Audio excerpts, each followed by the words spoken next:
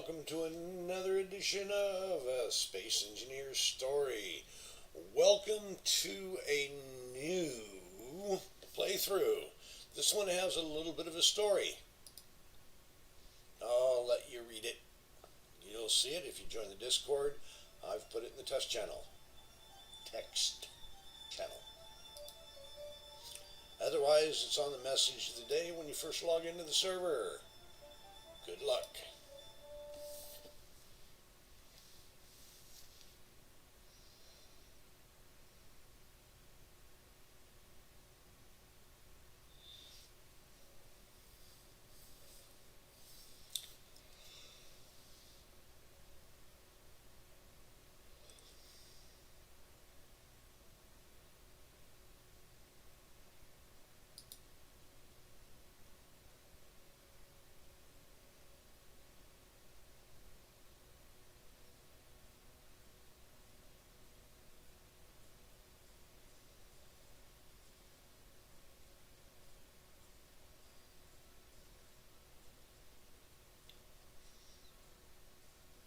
Okay, again, as I've mentioned before, with the new co-op play, you can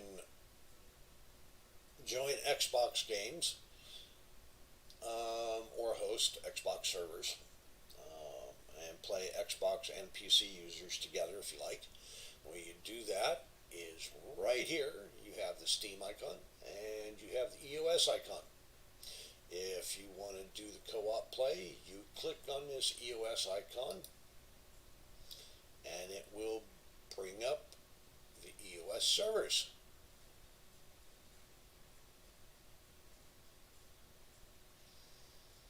And what you'll want to do is you will want to look for the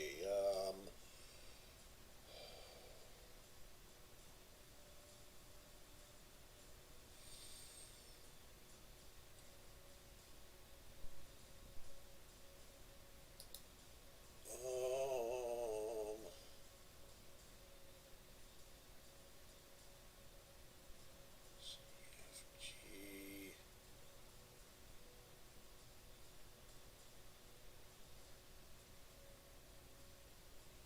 It's not there yet. It'll take a minute.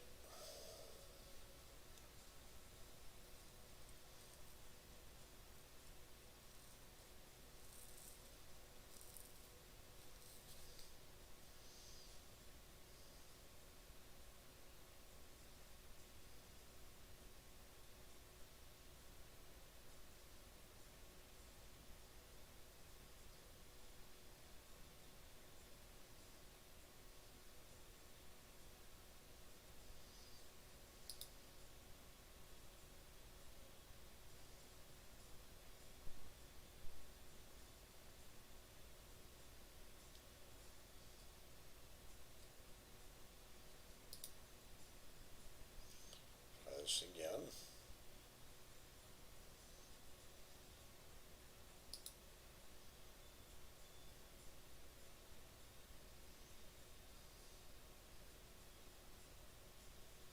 My server is not showing up.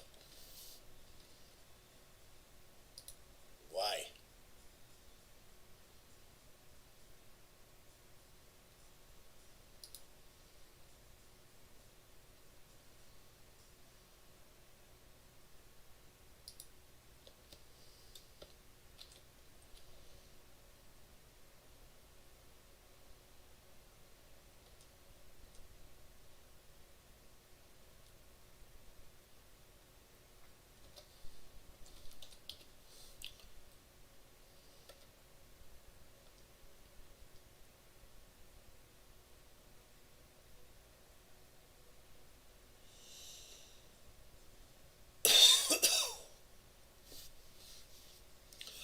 It's my dedicated server. Oh, sorry. You're not. I don't know if you're watching.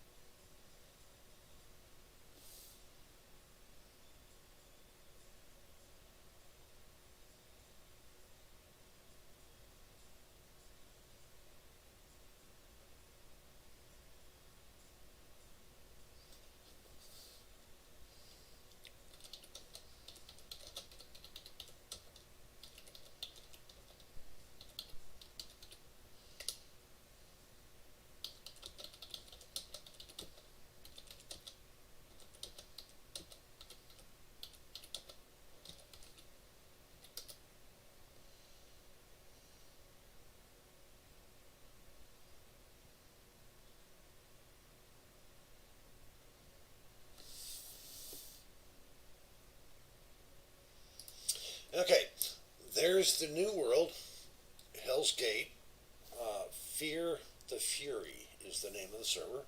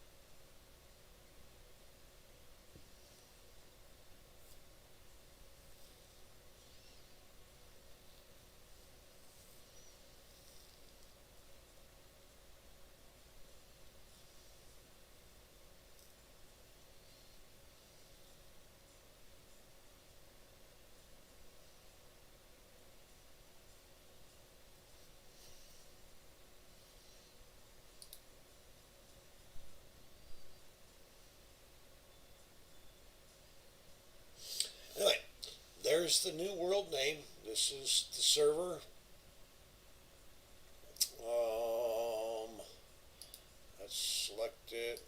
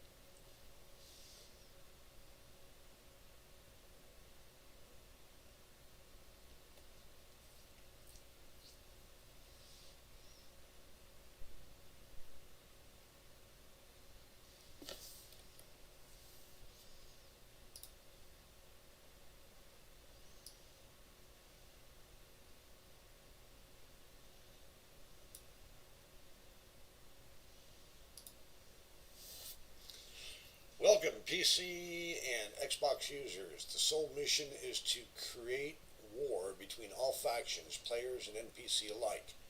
There are a number of semi-completed manufacturing scrap facilities long since abandoned. Who made them and why? As well as how many and where they are located are unknown. It is rumored that there's at least one on each planet and moon, but most believe this is just propaganda to secure public funding for other Black Ops projects. Tasks: locate the facilities or create your own. Number two, finish and automate. Finish and automate to make grinding drones and combat drones. Set up antenna grids in a grid 49 kilometers apart to cover the entire planet's moons, and if in space, 150-kilometer or more radius. Choose an NPC or player faction to give ownership to so you can blame it on them. But don't give ownership just yet.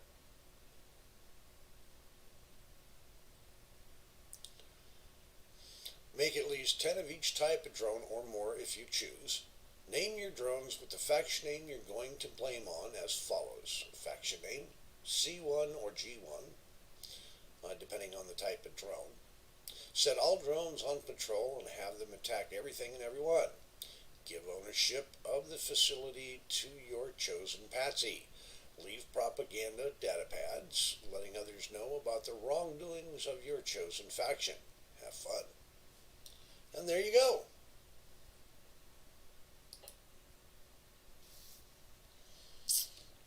Okay, you are welcome to team up or go solo. Your choice.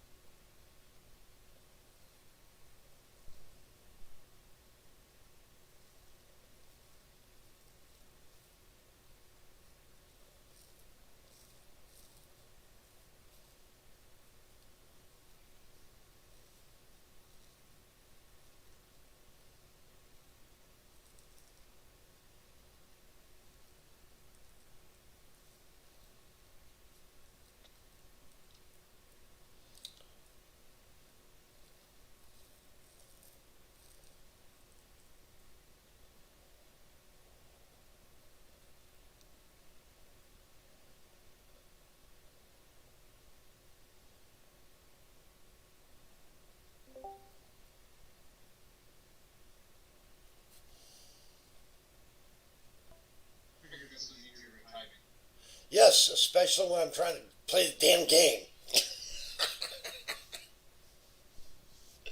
Uh, what's up, buddy?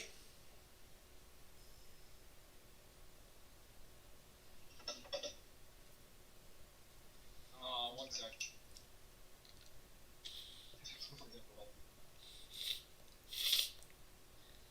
Damn it, pipes club. Here we go. Here we Oh, go. why would you want to do that? So, yeah, I figured, typing, like, um, yeah, even though I'm not really gonna have much time to play, I am playing a little bit. Maybe for about 3 hours into Survivor. Oh, right on. Yeah, I drove around that, rover for the first time today. Oh no shit.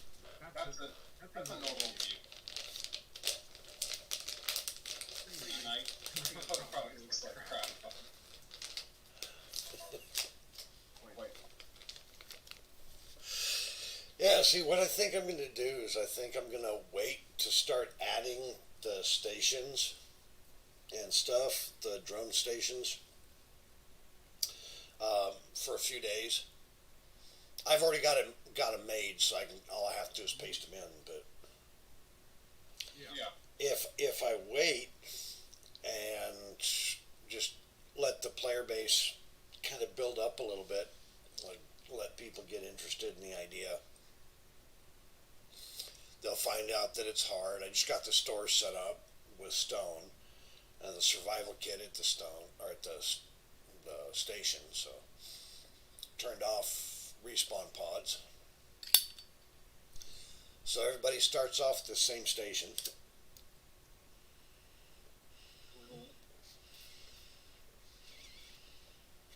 And then yeah, the stone is at one credit, so you can buy up to 10,000.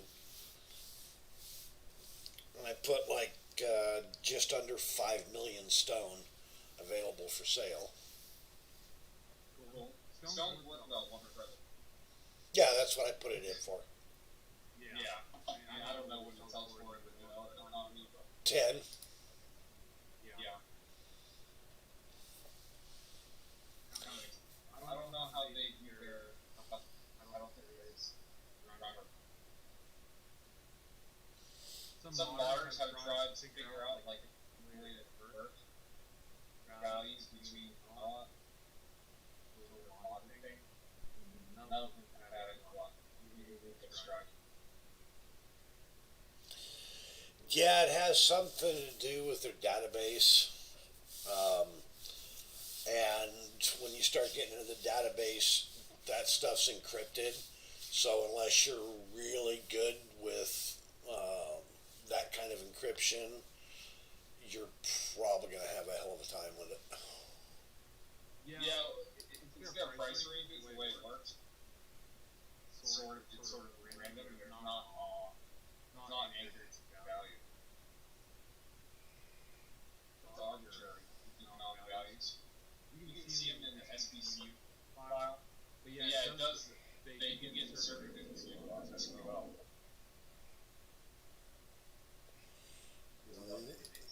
Not surprising there. But it's not like a logical, rational thing.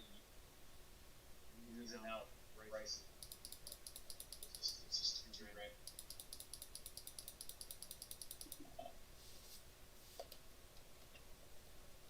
But I mean, unless you're using, if you basically take all of the zeros out of things, it almost doesn't matter what econ is. I don't know. I feel like I could say so nothing more, but once you remove all of the zeros, you get down to a stone value of 1. Not basing your economy on stone, but once you get down to where stone is about to have a value of 1, things start looking pretty sane. you take a lot of the vanilla economy prices, the actual value of stone still comes out to be about a month. Yeah. Yeah. It's just not very valuable. I think they probably have a minimum price set. A lot of stuff has minimum prices set. You get weird things happening. Iron ore is valuable in iron times because of the pricing.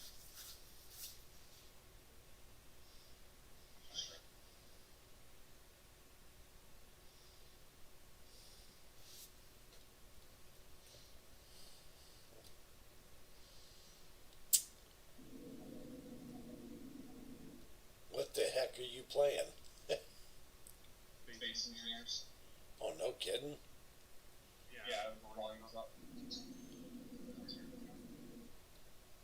Yeah, I'm just trying to place the sound. I'm inside a little tiny living remote power receiver. Oh, that's what it is.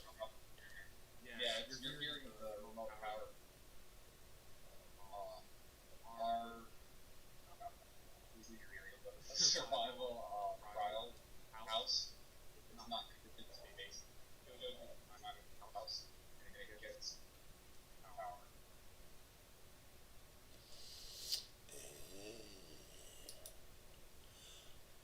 Oh, I put price per unit at 1 and it defaulted it to 10. Yep. That minimum price probably.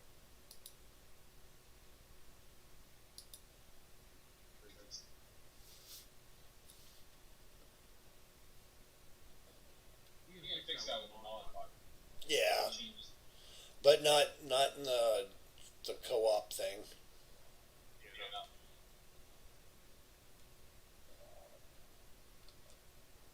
Damn wolves won't leave me alone. Oh, you got wolves? Wolves and spiders. Yeah, I made it slightly hardcore, so I changed a bunch of settings, made the game kind of difficult. Yeah.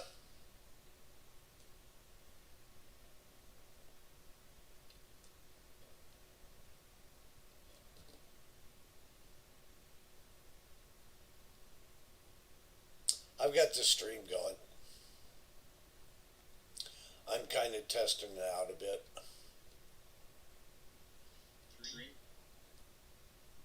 No, the game. I'm doing the startup to see if it's working like I intended it to.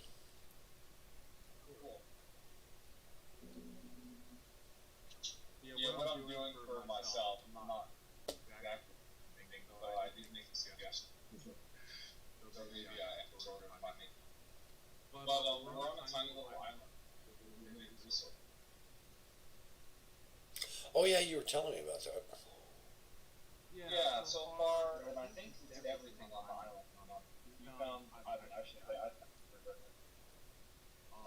found magnesium, uranium, silicon, stuff.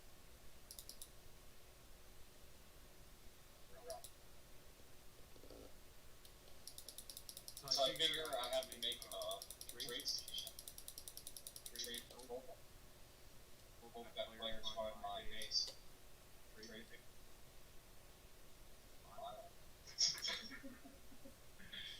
I was thinking that's sort of not fair because the Imperials don't have any way to get there eventually. I was thinking maybe I should make a bridge. Well, see, I figure that's how I'm going to make my credits in the game. Is from everybody buying stone. Thanks.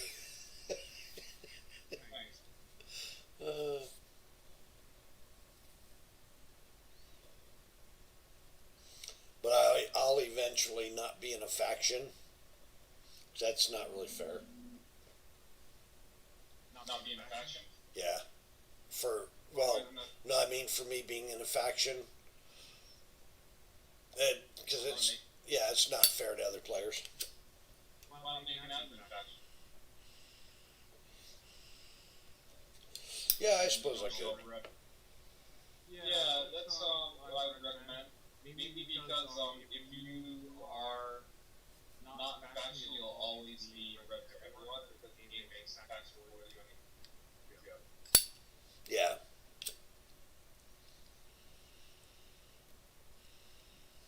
We are hoping that no one declares war on us, but I sort of have a rule that if someone does shoot us, then we just take it.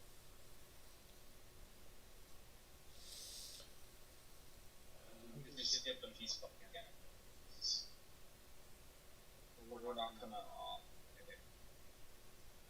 our stuff. Well, yeah. If I do that, then I end up running around with invulnerable on all the time. Yeah, it's just too confusing to play the survival portion and then also the staff. There's always a chance you're playing in the staff faction that's or that's your staff because once it's the staff, right? If you don't have, if you're trying to play the survival part, you don't have ad on. Obviously, you're gonna die. I need that should get shot to survive. It's just broken. Well, there is a personal shield mod. The personal shield overpowered version. I don't know if there's a way to make it admin only. Oh, there is a way to make it admin only, sure, but I don't really care that much. I don't think anyone's gonna shoot us except for by accident. No, it's something hey. Well, I killed you twice by hitting you with my ship. Yeah, we're not trying. It doesn't make a huge amount of sense to attack that. I mean, obviously we can just spawn thing, kill people. Yeah. Yeah, it's just. Yeah, someone accidentally shoots our stuff. I figured that's part of the survival part. As a robot helper effect. Like logically, we tend to try to start a war. Robots will play a lot. Serious. We were so weak. Actions, right? Yeah. So obviously, yeah, we're not going to count it.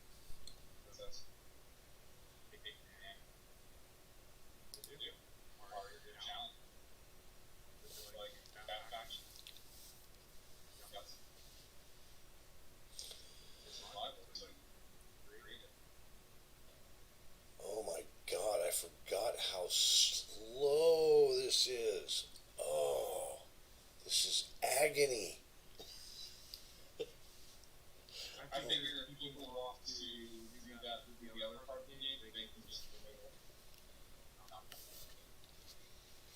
Yeah, see the last game I told everybody I was just mutual PvP is okay, uh, but on this game it's all out PvP.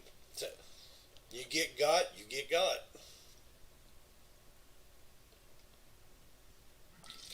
Just don't attack the admin because he don't fight fair. Yeah. And I put that right there on the server description. Oh, don't attack the admin. Yeah, you attack the admin, he's going to attack back, and he don't fight fair.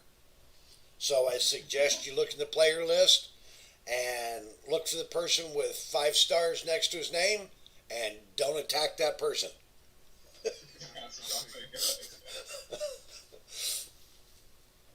I mean, it's pretty obvious for admin. They don't know. And also, they see a robot and they think that they're really other. They side with it. Yeah, now they're They're trying to find me. yeah. What now? One of the things that I can do is there are times when people want to go around and just kill the admin, you know. So, Oh yeah, like so what I'll do from time to time is I'll say, okay, everybody, open season on the admin if you can find him. And then I'll go around and start killing people. Legitly.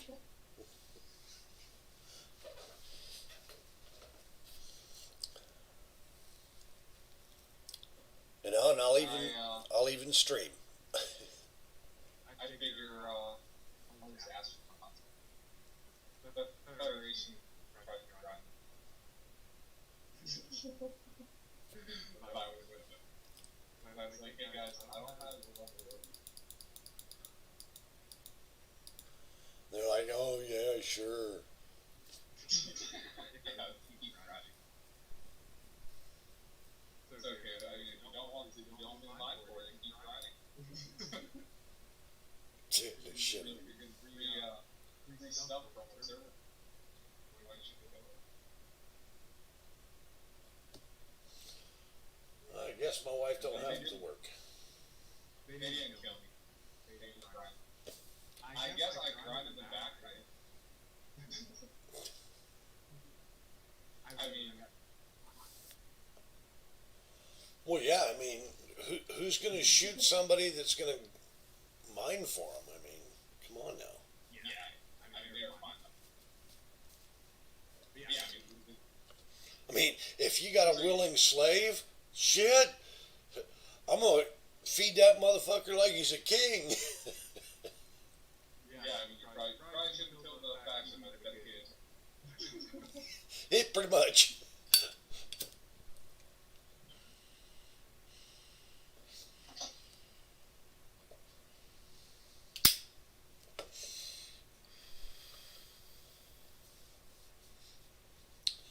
Now, I'm wondering if there's a way to make some type of like wrist laser in the game. Good question. I would say yes. You need to be something that you put. But I could be wrong.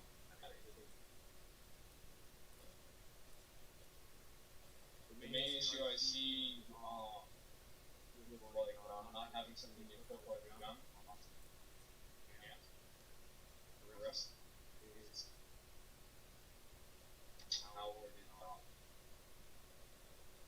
animated. Now, is there a way to be able to use like a local mod in a multiplayer game?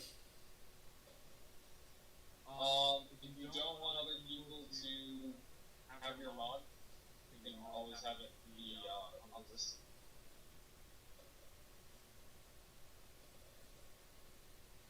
It won't stop players from downloading it. Yeah. It will stop people from using it. You have some mods like from my last server, I have maybe one server, the mint. Oh, so it just stops them from being able to use it? They can use it, they just don't see it on the workshop. They get the mod ID. Server. I think it's listed in the mod pack. Well, see, because I'm wondering if I can use one of my skins and not have it available for other people to use. Simply to make it admin only. I don't remember how to do that, but yeah, there is a way to make admin only skins.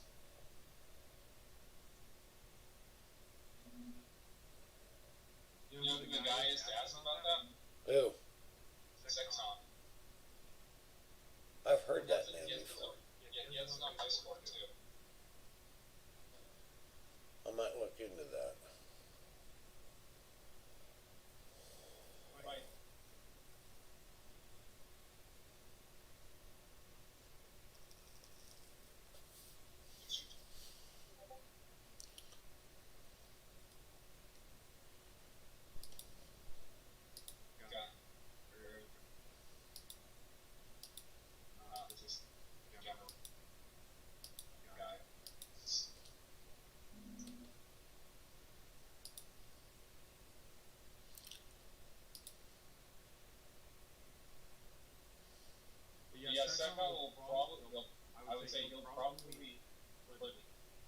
But I think that Bill answered the question.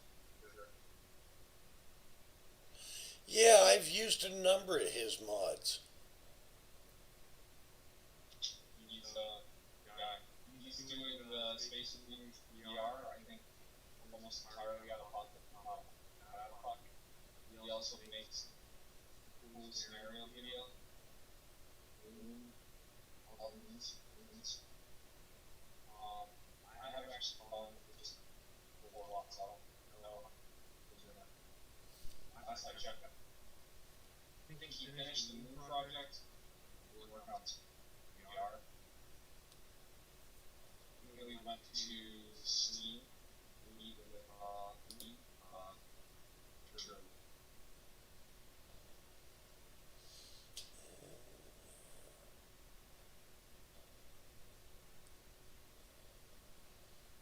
Oh, this is excruciating. He also does our Dodgers. Probably telling him that the Dodgers sucks. I don't like to think about Thanks for the info. I didn't think about. I don't ever think about asking the other modders. I don't know. I don't know why. I mean, I kind of try not to modify their model.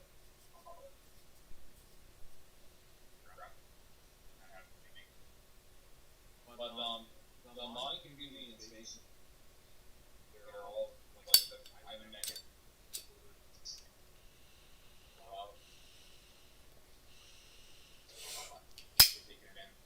What do you know about making the custom face skins for your character? I don't know a whole lot, but again, that's a suit. Sexton's the guy who asked me that. Yeah, because somebody made one for Wasted Space, and it looked exactly like him.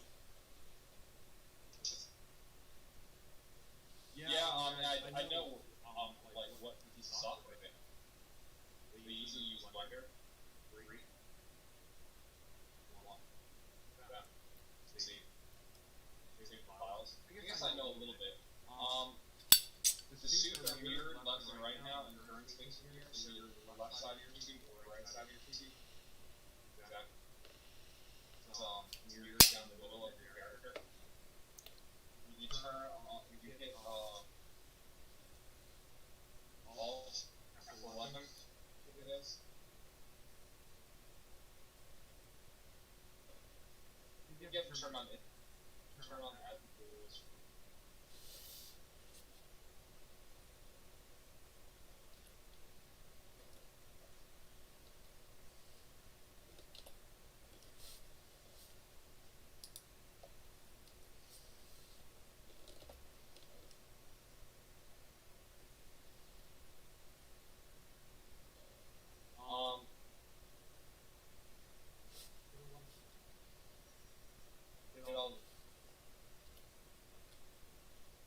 Maybe you can only do it in single player. I think it's all that 11, and you can see the different subpart here.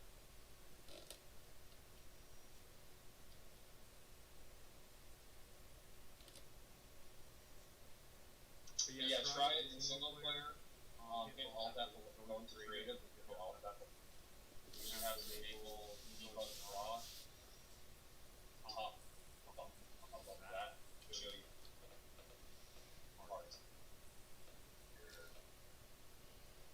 Yeah, because I remember finding something like that on accident. Yeah. Those are the different objects that the base code is amongst. It uses that model file. Yeah. So when you make a suit, mirrors left and right, down the middle, base, and actually.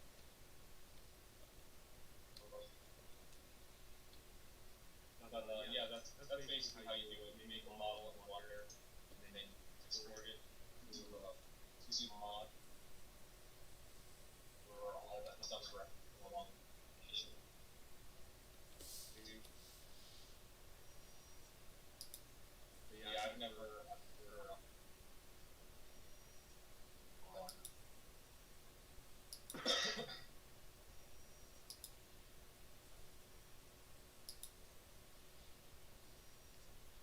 also not a graphic guy.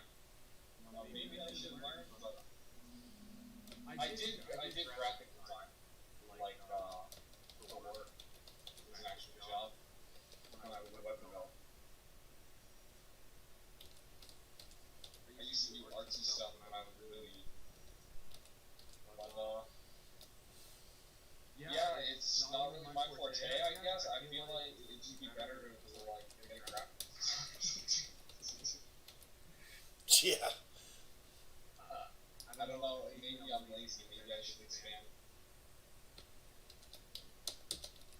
I'm sure I could learn Blender. I just don't have the impression that I'm good. Some graphic. It's not just a job, it's not my trade. Like I can make graphics and I can draw models in Blender, that's around AutoCAD. That's not really it's not really yeah.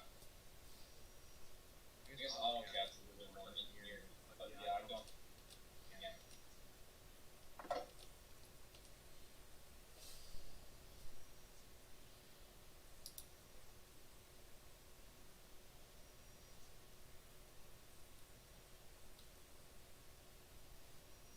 I was stretched for like election.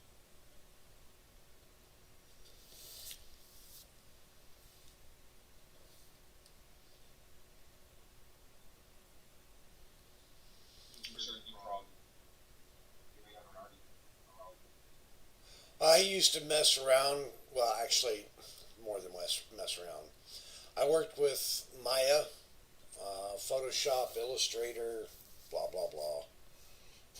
Yeah. I used to work for 3D Expressions Center for New Media, where they did 3D animation, 3D modeling, did stuff like um, DreamWorks. Yeah. Not familiar with all that software. I haven't really messed with it. Sounds like maybe Blender might be easier. It might be. I'm not unfamiliar with graphics design software, web software, that kind of stuff. Back in the day, just part of how I made my living was playing with that stuff and showing people how to use it, teaching them, showing what could be done with it, blah blah. Cool. Yeah, I I've don't- only done like vector RGB stuff, but I mean I know that's pretty much. Well, I don't really know RGB stuff. I ended up teaching my second wife well enough to where she got a job as a TV commercial producer. Cool. Um, because I started teaching graphics communication for 2 semesters, and I ended up teaching her, and she made a career out of that for 15 years until she decided to get into drugs. That was kind of messed up. One day she decided she wanted to be 19 years old again, so she ended up getting plowed and both ways, getting drunk, doing coke, and getting laid by some 19-year-old in our bed. And I opened up the door, walked in on him, and I just shook my head, nodded to him, and I said, "You want to make sure you get your tetanus shot?" And I left. And on a week-long hunting trip. While they were both in bed, and he was on top of her, I walked up, got up underneath the bed, grabbed my guns, grabbed my ammo. His eyes got bigger than you could possibly imagine. I grabbed my hunting gear, walked out the front door. A week later, I came back, I sat down, started breaking apart my rifles, started cleaning them. She goes outside. She started talking to somebody. She comes back inside, goes into the bathroom, comes back out about 10 minutes later. And about 15 minutes after that, I've got 5 cops at the front door with their 9mm drawn, telling me to get on the floor. Yeah, she felt guilty. She had to blame you for something you did.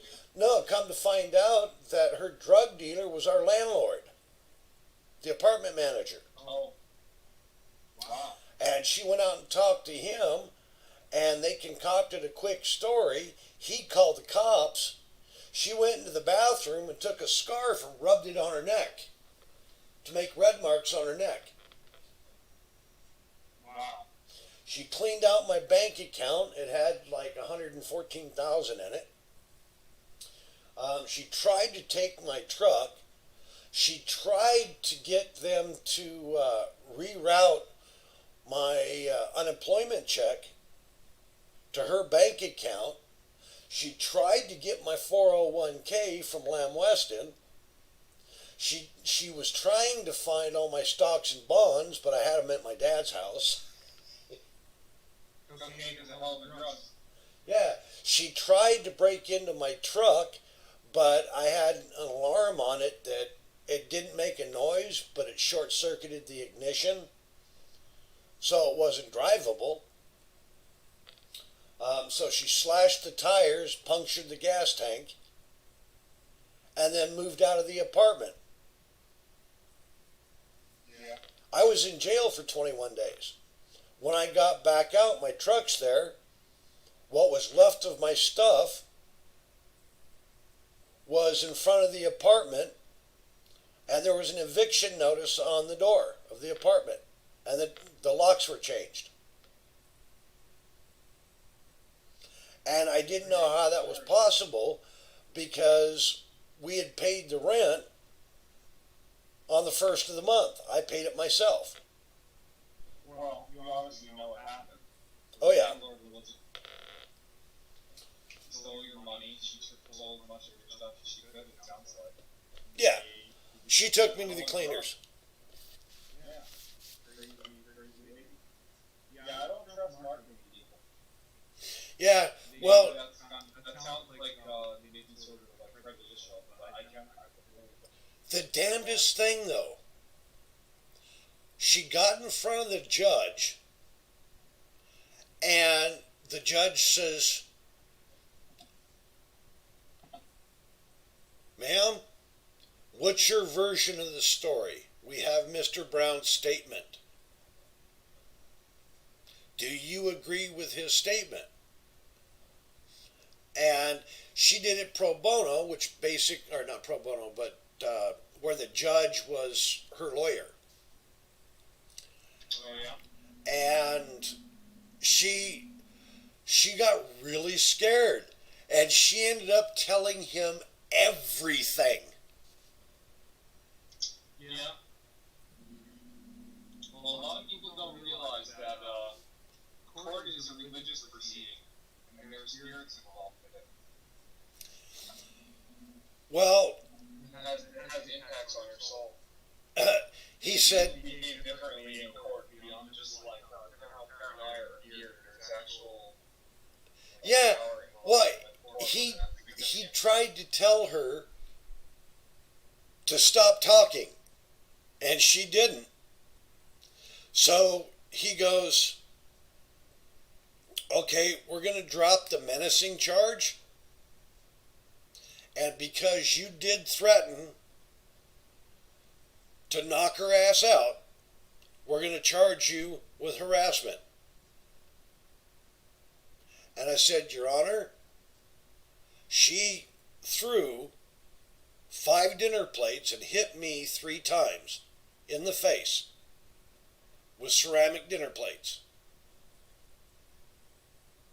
And you're telling me that she assaulted me with a deadly weapon, and I tell her to knock her shit off or I was going to knock her ass out, and you're charging me with harassment?" He said, "Would you rather go back to jail, Mr. Brown?"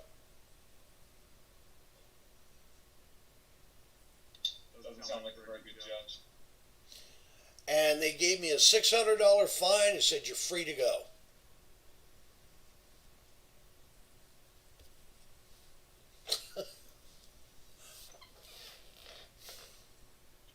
Correct. In any case, the judge was her lawyer. Yeah, Yeah, that's not legal.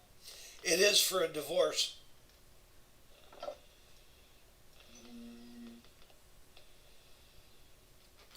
think it's debatable. No, see, he was a dual judge.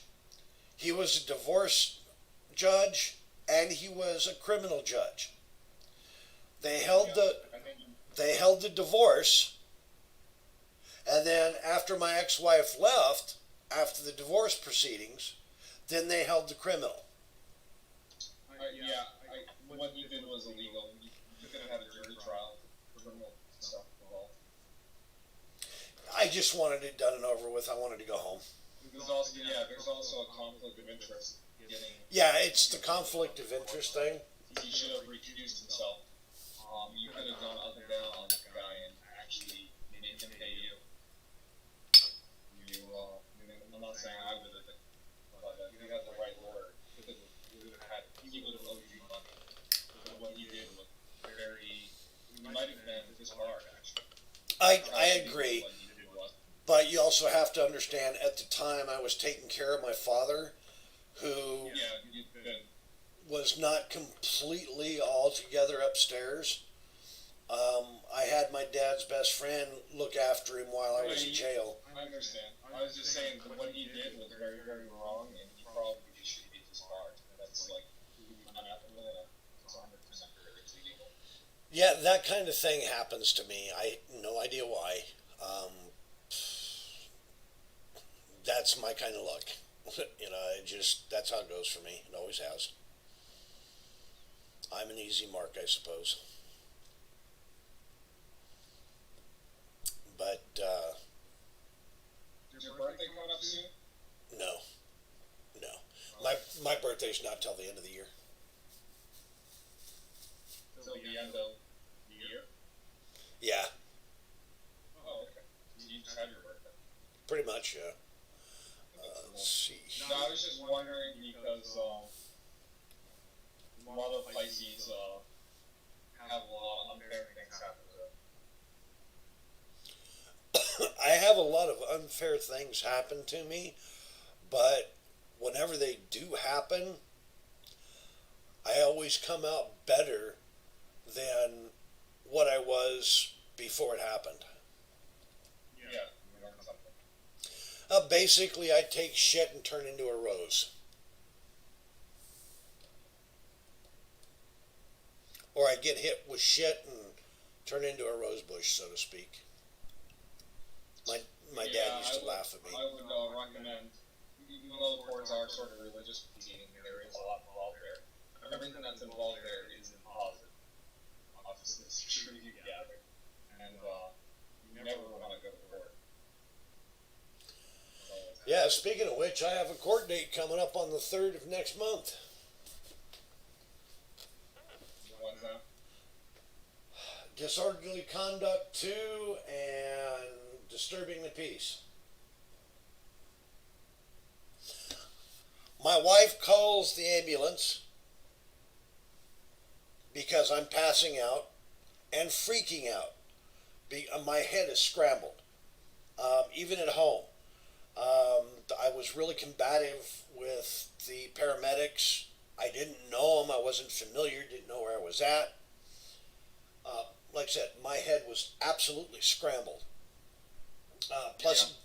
Plus, it didn't help because I'd been drinking most of the day, not real heavily, but I averaged about 2 shots an hour, since 1 o'clock in the afternoon. Did you check your blood alcohol content?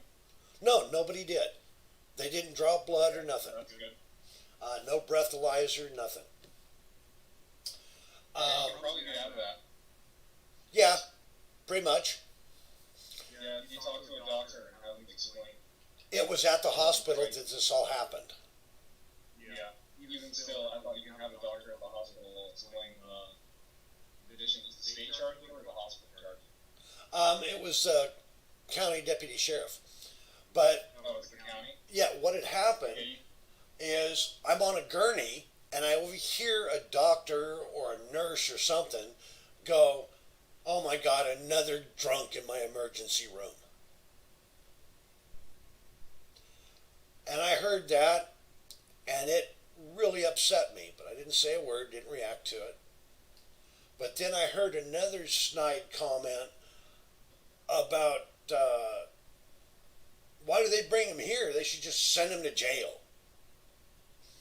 That lit me up. Yeah, I got up off. They're not doing their job properly. Well, I'm They passing pay out. attention to their nursing psychology class. I'm passing out every 2 minutes, and I'm waking up confused and dazed. I don't remember much. I'm confused.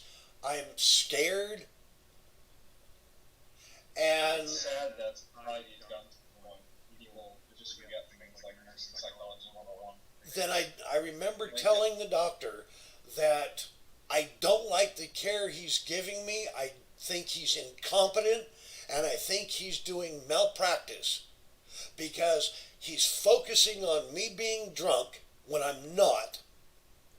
But if he'd take a look at my medical records, he would find that I have been treated here 4 times in the last 3 months for the exact same condition. 3 out of those 4 times involved no alcohol whatsoever, and I don't do recreational drugs of any kind. And I said, if he knew that I was diabetic, he would also know how alcohol metabolizes in my bloodstream. If he knew that I was hypertensive and already had 1 heart attack, he would not be treating me like he is, nor would he allow his staff to say the things that I've overheard him say. So I am refusing treatment and I'm going home. And they said, we can't let you leave because you said you've had 11 shots. And I said, yes, it's 5 o'clock in the afternoon. It's what, 9 o'clock now? Come to find out, I started drinking at 1 o'clock. Same number of shots. It was a half a fifth of rum, 80 proof rum. Then I drank with my wife. Right? Well, I turned around, grabbed my shirt, started to take a step forward, and a male nurse, a short, stocky male nurse, slammed the palm of his hand into the center of my chest. I read it out. That was the last thing that I remember. Come to find out, I knocked probably 8 of them on the ground, including 2 women. It took 11 people to put me in restraints. I lost consciousness for almost 4 hours. And all they did is have me tied to a gurney in a room without being checked on. Then, I would just get the doctor to explain your neurological stuff. oh yeah, I'm working on that. Have that presented for But then, they called the sheriff instead of calling my wife, who, while this was going on the phone with the nurse.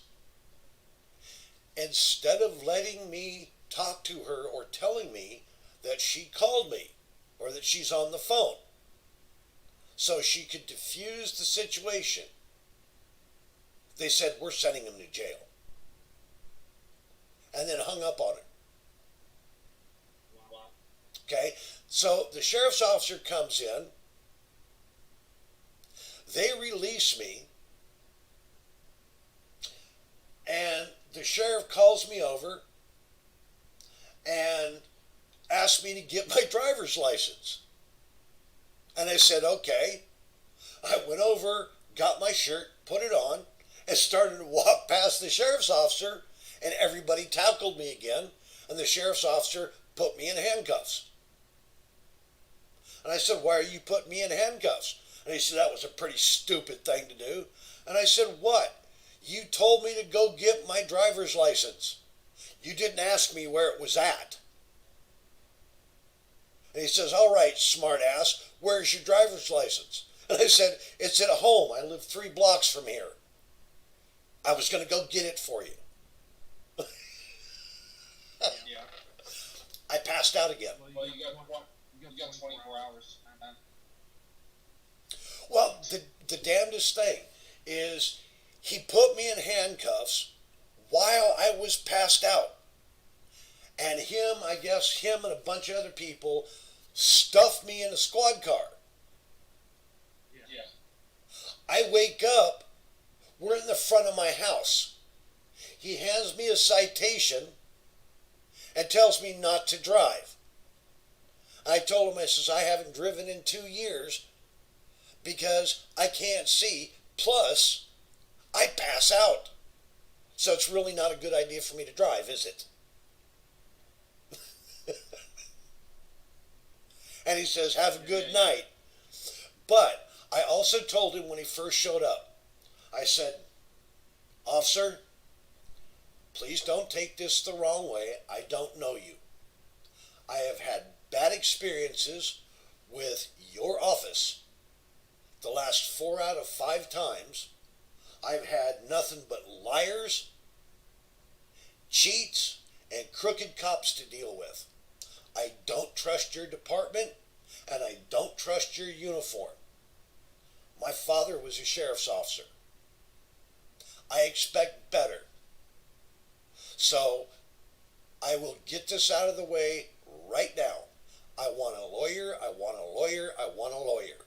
He stopped talking to me.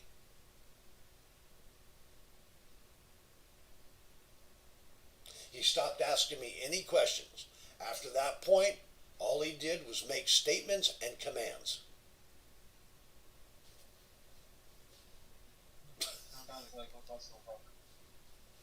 It was, but that should have never happened. Not ever to anybody. Well, the nurses were unprofessional. Oh, that whole thing was a shit show. But the hospital's kind of stressful. They got balance on that record. That's interesting. As far as the sheriff goes, it sounds like kind of went alone. Usually, if you have anybody fired or like that, they don't want it. You just decided that you were guilty. Yeah, well, I ended up. At least enough so that he could get involved in odds. I went back over. I called and asked to talk to the head nurse and the head ER nurse and the hospital administrator, because I wanted to find out what was going on or what happened, because I didn't know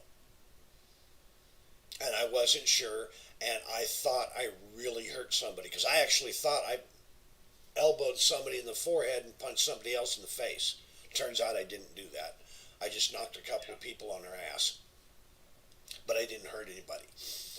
Well, she basically said all you did is get unruly, got a little violent. They had put me in restraints. They called the police. I was arrested. After that, they don't know what happened. They said it wasn't them that pressed charges. It was the sheriff's officer that pressed charges. And they asked me, says, well, what did you take away from this? And I said, well, the male nurse that confronted me, if he would have stood there and kept his hands off of me, everything would have been fine. But the minute he slammed the palm of his hand into the center of my chest, all it was about was me getting out of there and getting home. Period. And I kept on fighting. And I would have kept on fighting if I could have, not passed out. And then come to find out. You get the doctor here to Oh yeah, I've already been to a neurologist. As a matter of fact, I had the CT scan today. the contrast CT scan, they found um, abnormalities in my brain. They found right side nerve damage. They've Yeah. they found signs of either a seizure or a stroke. They don't know if the nerve damage is permanent or temporary at this point. But they put me on anti-seizure medicine, and that's allowed me to sleep more normal, and I haven't passed out since I've been taking it. Um, so I don't know what that says, but Well, it says a good amount. It says that you're not responsible for that. You lose consciousness, have a secure at the hospital, and you not see people over. They can't try. They can't. It's like this thing up order. yeah. So now here's one for you. Okay, if the doctor tells me that they can't leave me or they can't let me go because I'm not competent at that time Yeah. to go home, Yeah. but yet I am competent enough to be responsible for my actions enough to where I get arrested. Yeah. Okay, how does that make sense? It doesn't. Looks. You get that medical stuff out there and have it presented right away. Yeah, You asked for a jury trial. if they ask me for a jury trial, knowing my luck, I'll be in jail for 6 years. Why? That's my luck. For just leaving conflict. And disturbing the peace. You can't go to jail.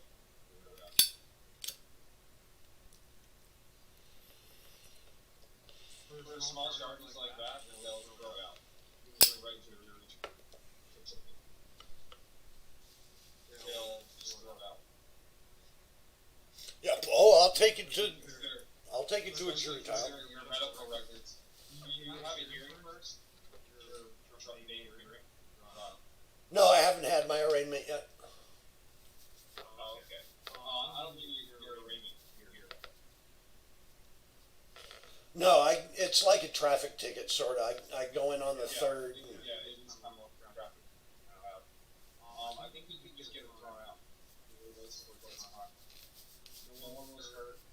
We don't have some medical stuff going on. Bad.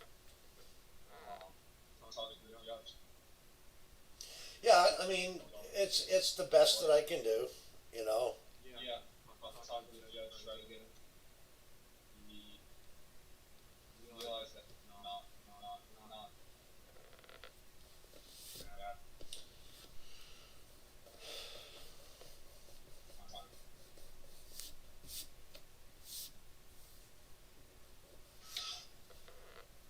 But it's just.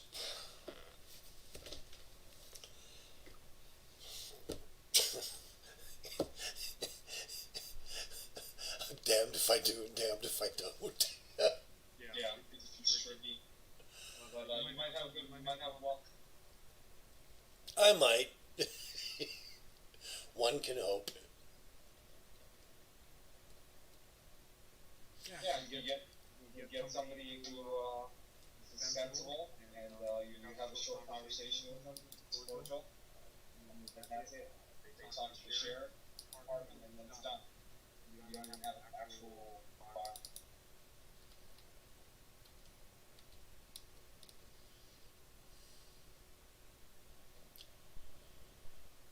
Okay, let's see if I can keep these wolves from killing me.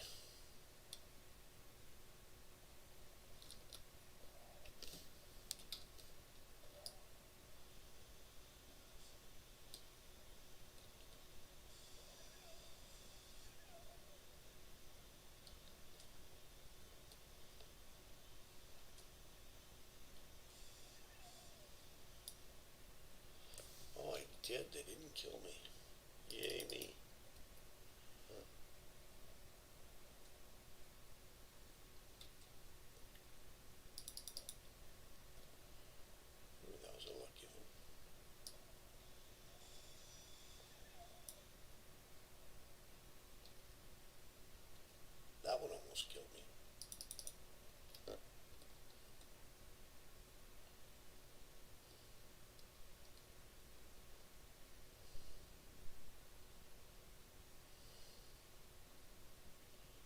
27 health left.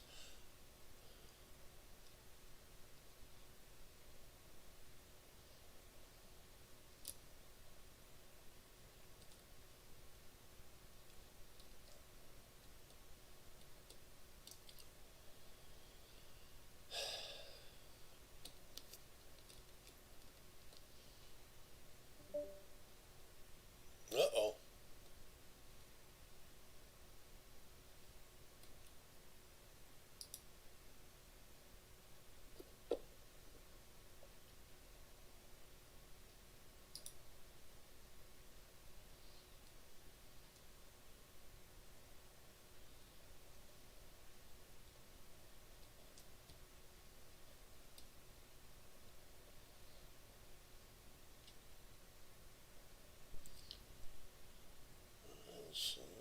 Bah.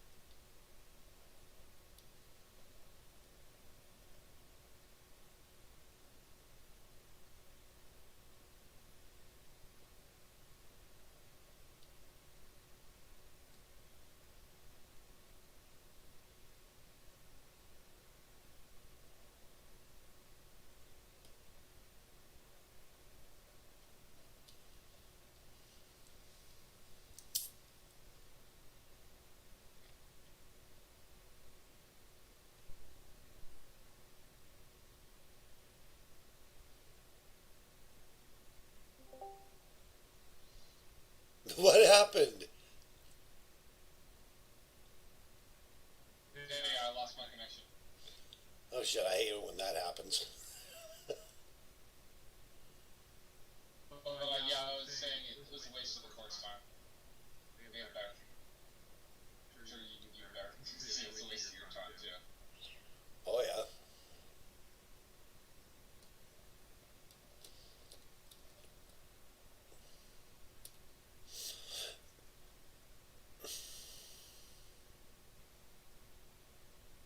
But yeah, good luck. Thanks. Hey, how's it going? Is Butter. How you doing?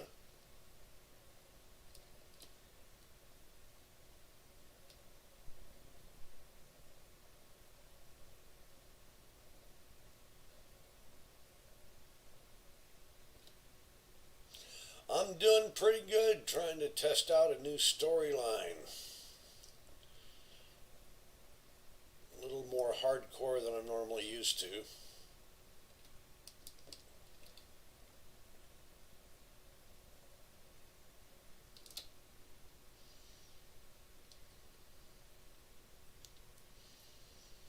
Started a fresh game with new storyline. Um, no mods, no respawn pod, or no respawn ships, no tools, but you can buy stone, and there's a community survival kit available. Um, but it is a PvP game, so see how that goes.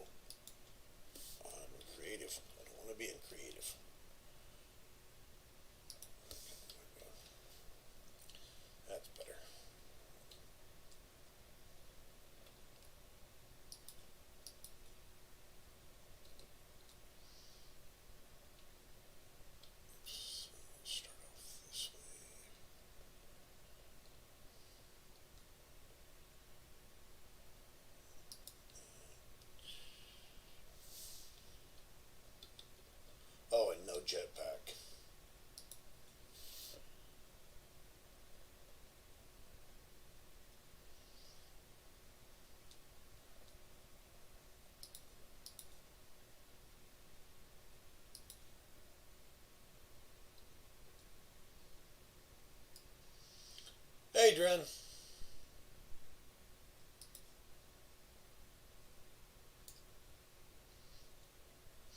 How goes it, man?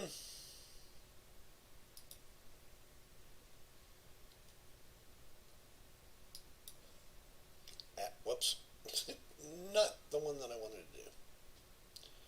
Come on.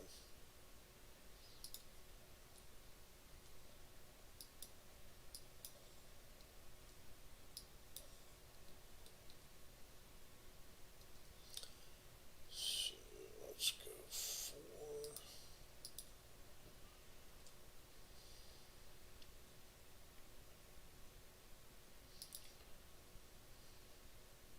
I actually blocked it with my Twitch verification code. Oh, no kidding. Yeah, it makes me type it in every time, so. Please don't hear me. Ah. Yeah, it doesn't like my computer. It doesn't. Yeah, I have a few apps that do that to me too.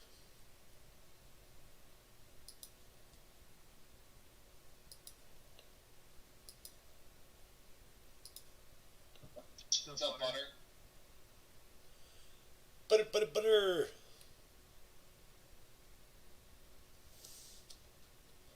Oh, looks like you left. Yeah, my restream stopped working properly for some reason.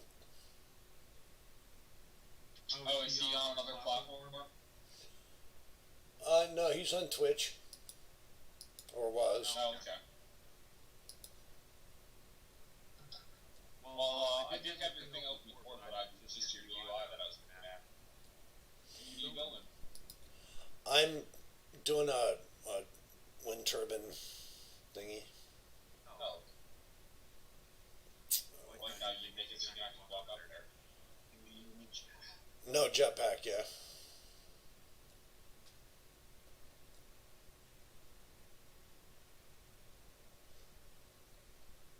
Like scaffolding to place it. Yeah, pretty much.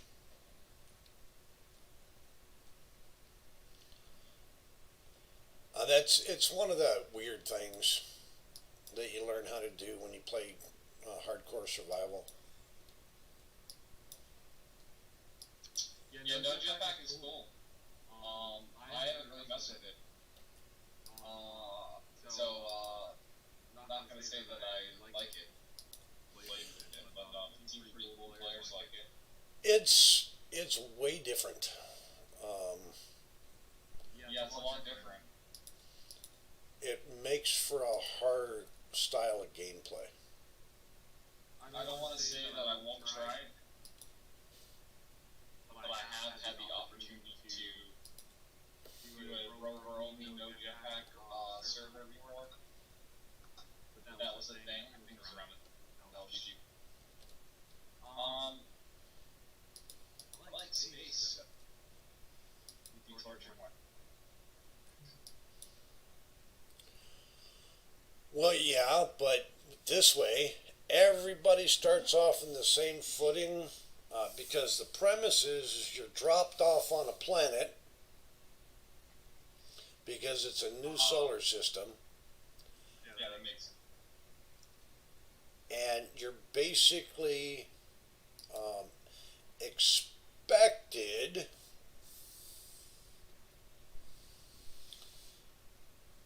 to set up a drone facility or find one. Well, if you're doing like a rover only vehicle, whatever vehicle, like land vehicle in the world, and you don't have space, you kind of have to turn your backpacks off. Or what? Here we go. We're all pull out thrusters, everything. Get it off backpacks.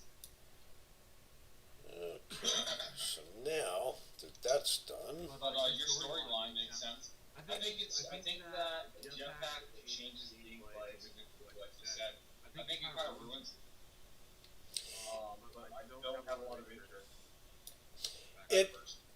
it depends on the type of game. Um, you have to have the right formula to do the Node Jetpack. Yeah, probably. And I'm hoping that I've found the right formula. You may have. I can't really comment because I don't.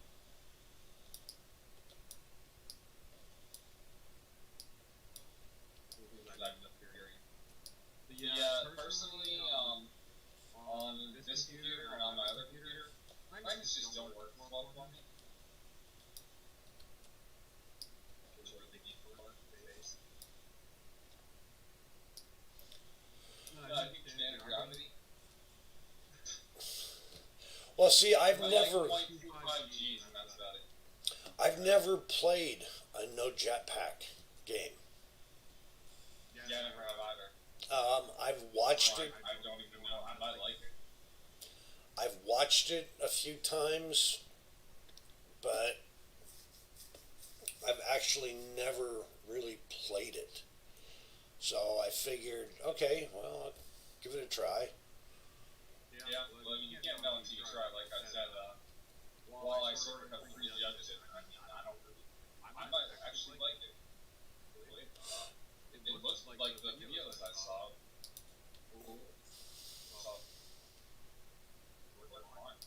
And all the people I met, Jetpack, and they had a blast. They had a really. Yeah, it's a little different way of playing, I think. You end up being able to make land base.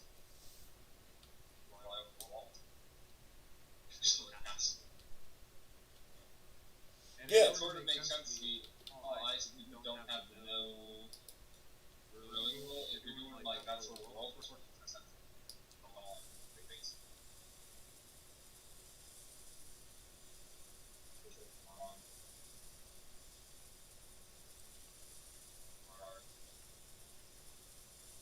Scale wall.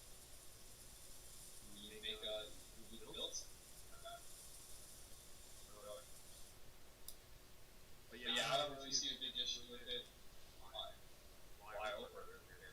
You're not very basement. Was it okay with not the other? Yeah, thing. Really, and then are you technically fine? Make a whole big enough? Because it's all these gray areas. Well, see, not being able to make your survival kit right away, that changes the dynamics of the game a bit itself. Oh, because you have to use that public kit. Right.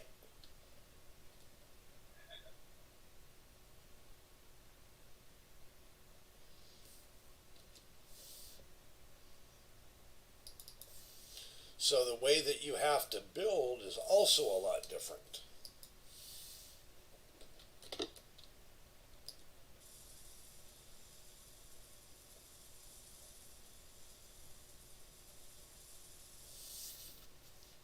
Yeah, I got large tubes from the wolves. So that was pretty cool. So you can make something. So I can make my O2 generator. Oh, okay. For hydrogen. Yeah. Nice. And then I found a rock that gave me iron. So I ran out of steel plates, but because I found the iron, now I can make the steel plates.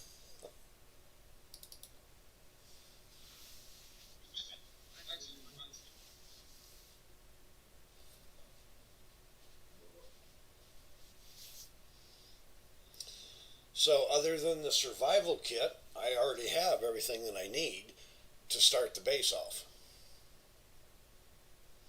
Except for maybe one more wind turbine.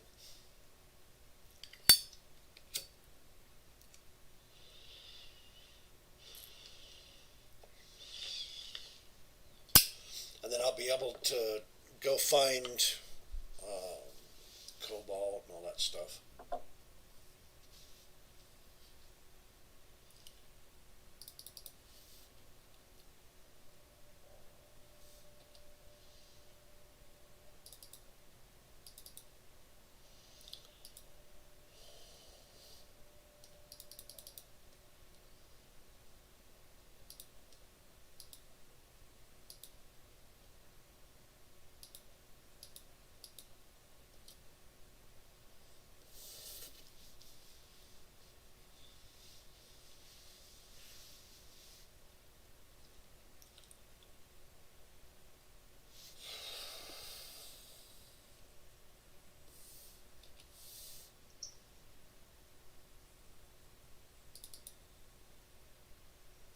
Yep, ran out of power.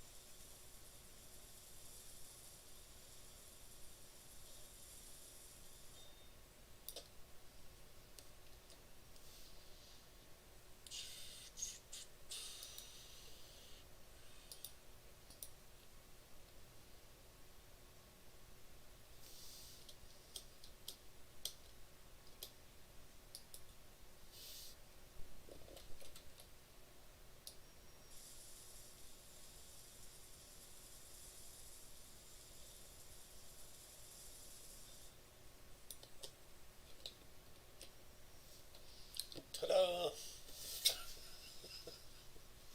Medium cargo containers don't take metal grids.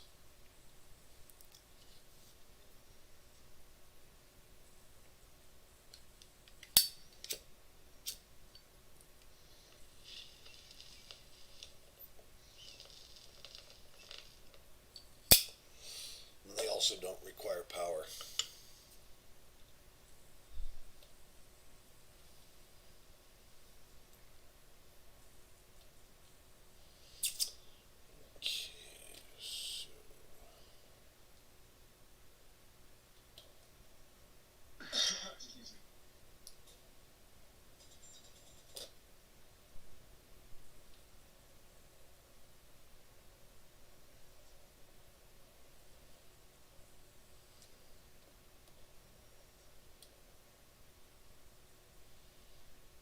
Excuse me. Is that going to be enough? I don't know.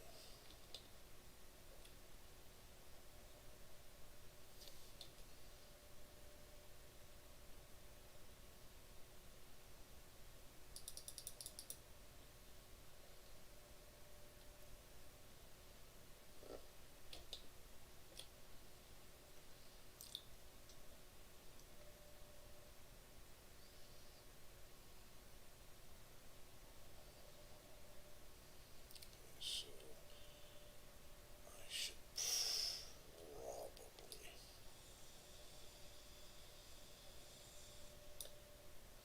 do this.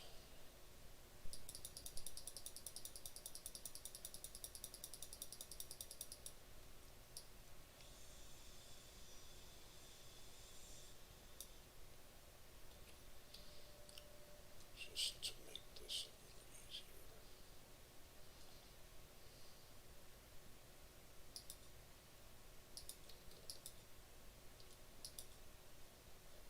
So I'm using this spacesuit, no spawning spacesuit thing, which teleports people to like the admin area.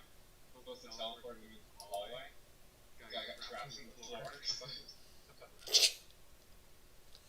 How the hell do you get trapped in the floor? Because there's signs that explain stuff. So I'm standing here with this guy and got caught. You're not laughing at him, are you? Oh yeah, I'm definitely laughing at him. That's just mean.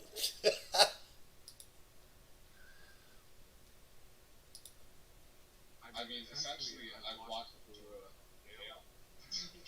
Essentially, yeah. I'm leaving here. Back. He's probably freaking out. What the fuck?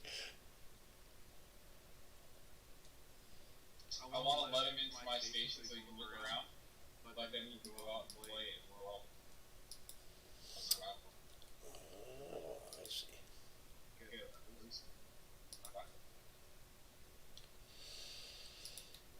Yeah, you gotta be able to have fun with your players.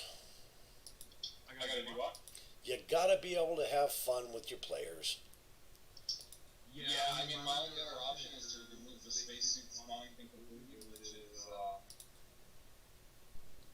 it's an option to get it solved.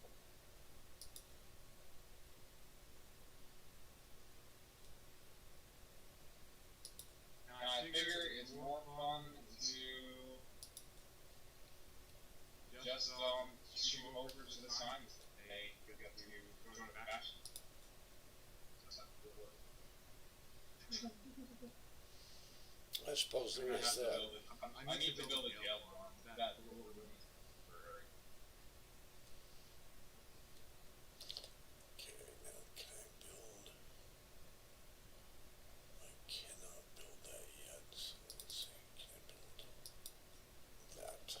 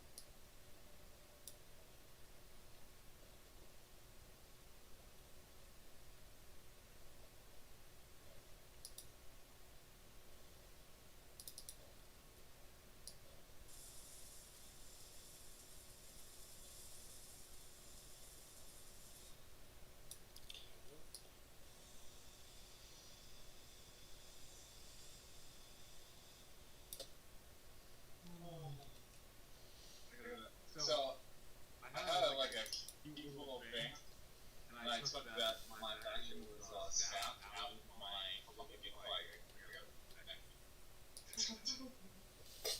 Because everyone wants to be mysterious. Oh. Right? Who would want to be a mysterious robot? Yeah.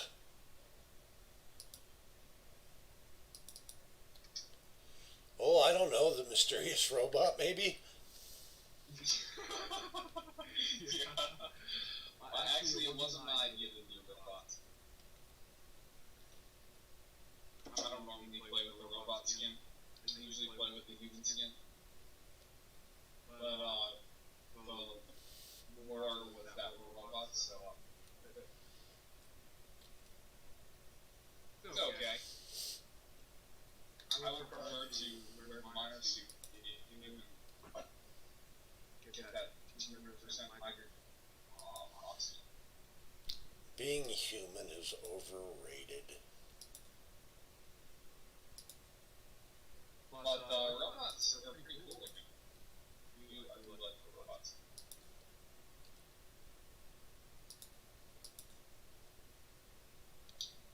Sadly, I don't think this guy speaks English. Well, that might be a small issue. Yeah, I'm tempted to try to talk to him in German, but I feel like that's going to start.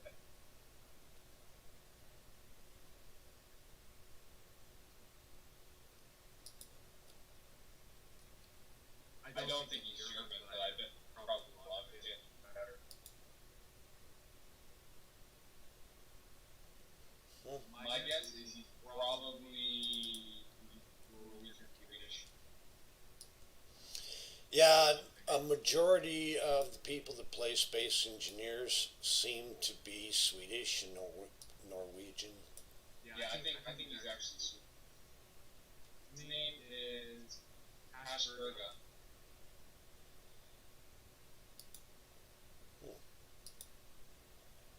With the funny A. We don't have the nice Germanic A. English is such a strange language. It's one of the most difficult languages there is. I think debatable. It's also the most complicated. It's definitely complicated. You can say almost anything. It depends on where you're from. Me personally, I'm Base language. English is not really that difficult. If you speak a Germanic base language, English really. If you're like Chinese or something, maybe it's a little bit more difficult, but it's definitely not as difficult.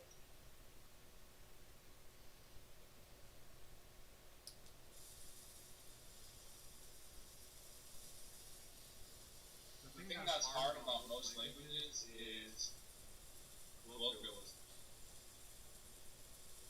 But English is such a bastardized language with no gender and like a lot of improper cases that you can almost get away with saying anything wrong. You just start speaking French and probably. And if it's not, you can just keep doing it and eventually it will be.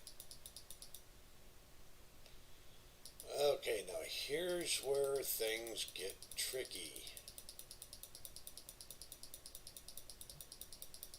That's kind of how English evolved. Yeah, yeah.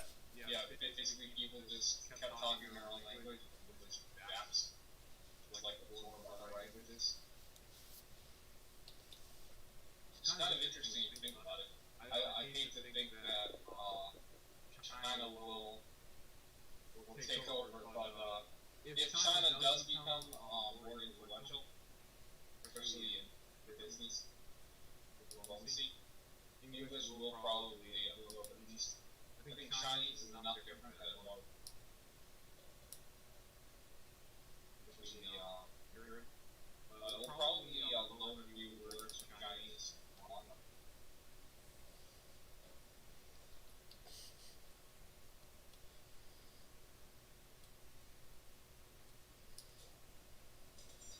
You definitely did it with Spanish, and I think we'll continue to manage that. But yeah, I don't know. I don't think Chinese, the culture, not the content. Chinese culture is easy, great. But the language, especially Mandarin, I don't very bad. But they might overcome that barrier because of the cultural part. Anything's possible. Anything's possible. Yeah. I mean, I know a little bit about it. Huge amount.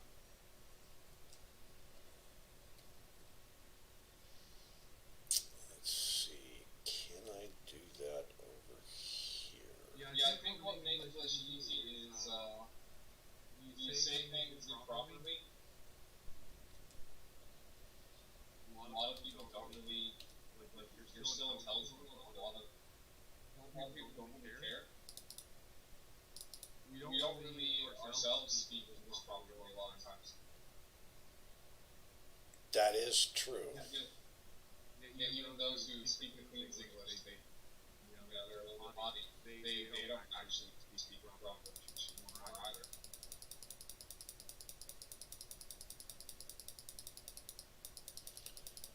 I would go so far as to say modern English, not even close to proper. And I don't mean like old English, sure. Definitely modern English, definitely not proper. Or barely. So I have to make myself a toilet so I can get energy. That makes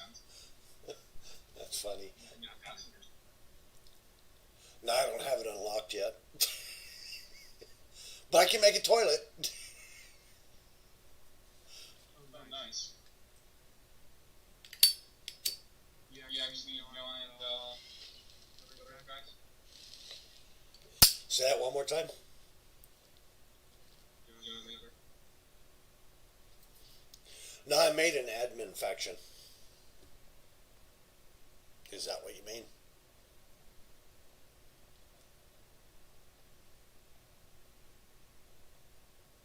Oh, nice.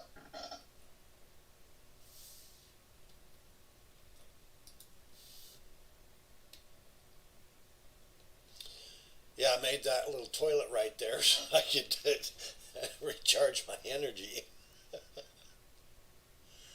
It might be German actually, because it just said thank you. Oh, right on. Is some of the game on my server is maybe it's not the first thing I tried.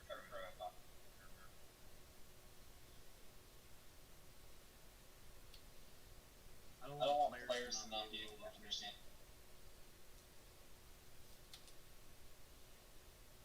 Team.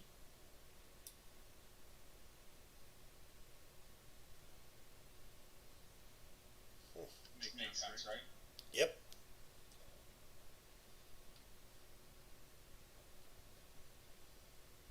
Oh, why isn't that?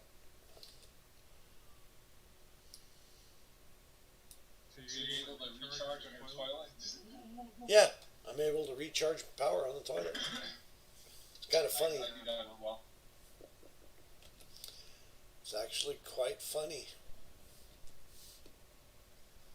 It's kind of funny. I like that RP stuff because I feel like, sometimes you need to step away.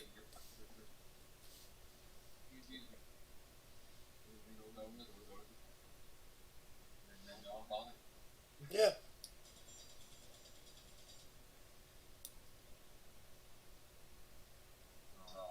I try to I do like heavier roleplay, but for like light roleplay, I think all of this kind of all of that kind of stuff, like toilets, couches, and all of that stuff. I like that it's functional, that it actually kind of has like a purpose.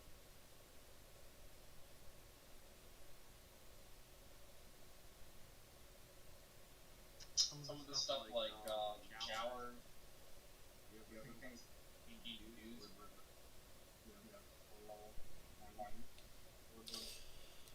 Yeah, normally I try to incorporate that into my bases, just because.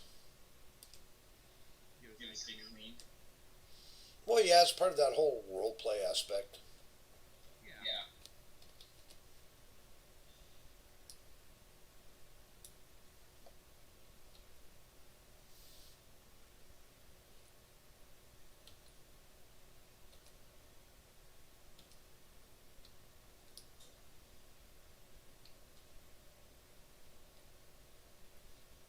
Ew.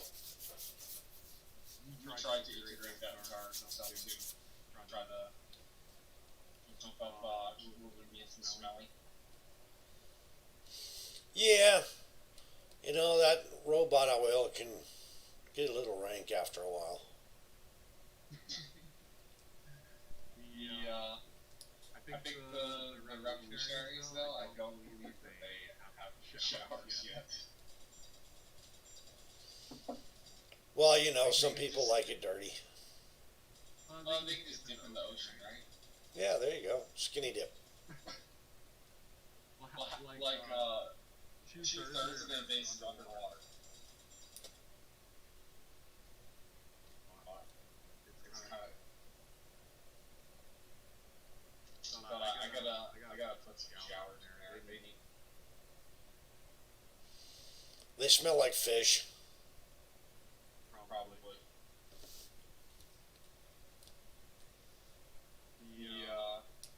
The Imperials, like the military, regular military guys, they actually got pretty nice. So you said you were in the Navy, but not the Army, right? Right, I was in the Navy. We stayed clean. Yeah, we definitely did. Yeah, I gave them, they have obviously separate beds. They also have separate showers, separate toilets. They have fucking 3 floors for their quarters. It's pretty insane. But they are built like they are built. Yeah, that is one thing that I really don't like about the Marines. They very often have to share beds. Yeah. Not always room. Or foxholes. Yeah, I doubt they really care. Now, I'm okay under some circumstances at sharing my girlfriends, but I'm not okay ever with sharing my bed. Sharing their bed. Yeah, I'll share my girlfriend, but I won't share my bed unless it's with my girlfriend. Yeah, I don't think that they really even necessary in that bed.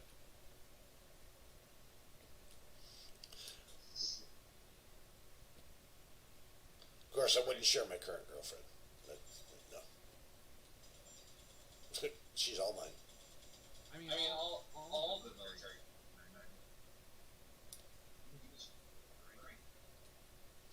Yeah, pretty much. I mean, it's different when you're in war or you're in combat Yeah. Versus not. versus not. Yeah. Yeah. Not a long base. Yeah, for me personally, I have a fucking massive bed that I built.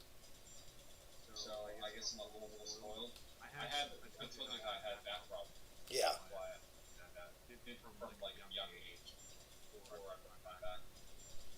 And I died. Back. My life. Yeah. Back problems So, are no joke. Say it again? Back problems are no joke. No, it was not fun.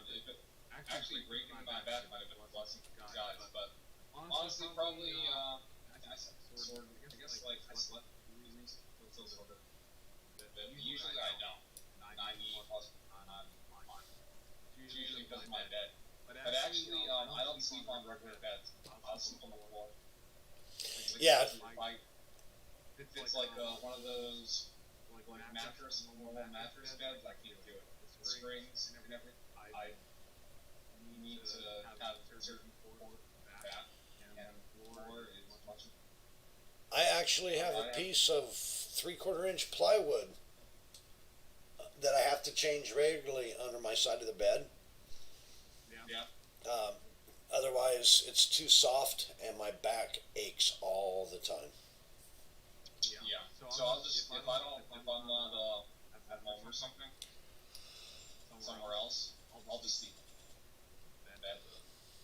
People think it's strange, but it's the difference between me sleeping on the floor and sleeping on a nice, comfy, fancy, several $100 mattress is extreme pain when I wake up versus not. Yep. Sleep on the floor, I'm mostly fine. Twice. People without chronic back pain, they don't understand what living with chronic pain really is.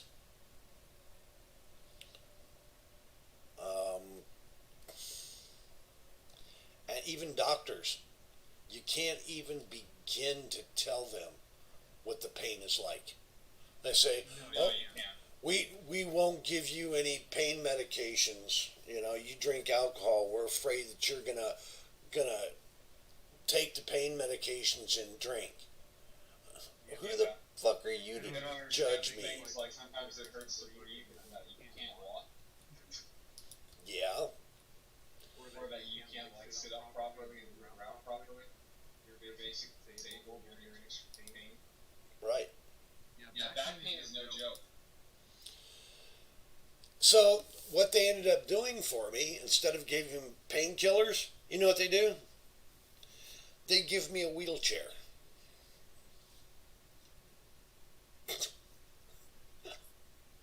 For my back pain. Well, opiates can be pretty bad news. Okay, but let me ask you a question. How well can you move your arms when your back hurts? like I said, depending on how bad the back is, for free. Uh huh. Yeah, it'd be pretty. So how practical is a wheelchair? Yeah, you're not getting in that thing. You're not moving out of your. Maybe you are able to do a little bit, but not a whole lot. Well, Using a wheelchair. yeah. When I start hurting, I can't move. I just breathing is the last thing that I want to do. Um, Moving in any way, shape, or form, I don't even want to blink my eyes.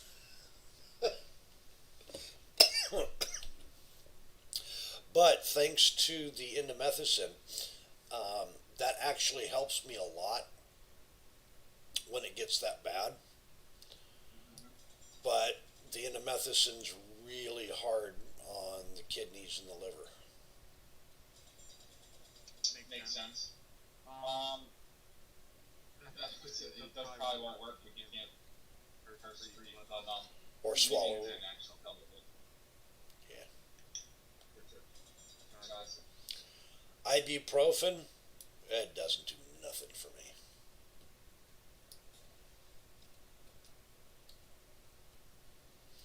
Aspirin actually works better than ibuprofen.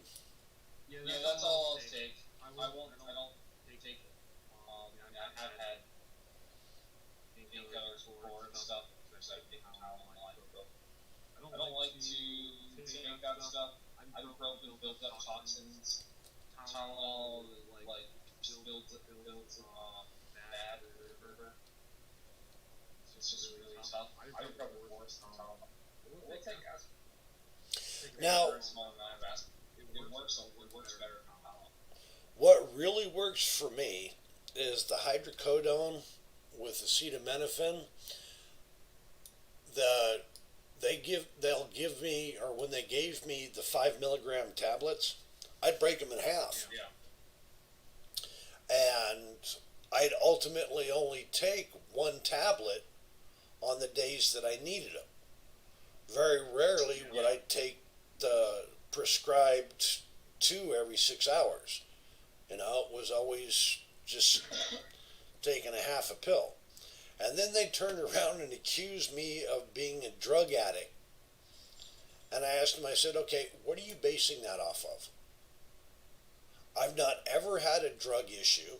I've not ever had a drug problem. I've never been arrested for drugs of any kind. The last time I even smoked pot, I was 15. So, how am I a drug addict? They can tell how you take. Obviously, we're your prescription. My prescription was renewable every month. I'd renew my prescriptions every 3 months. Yeah, so they can see that.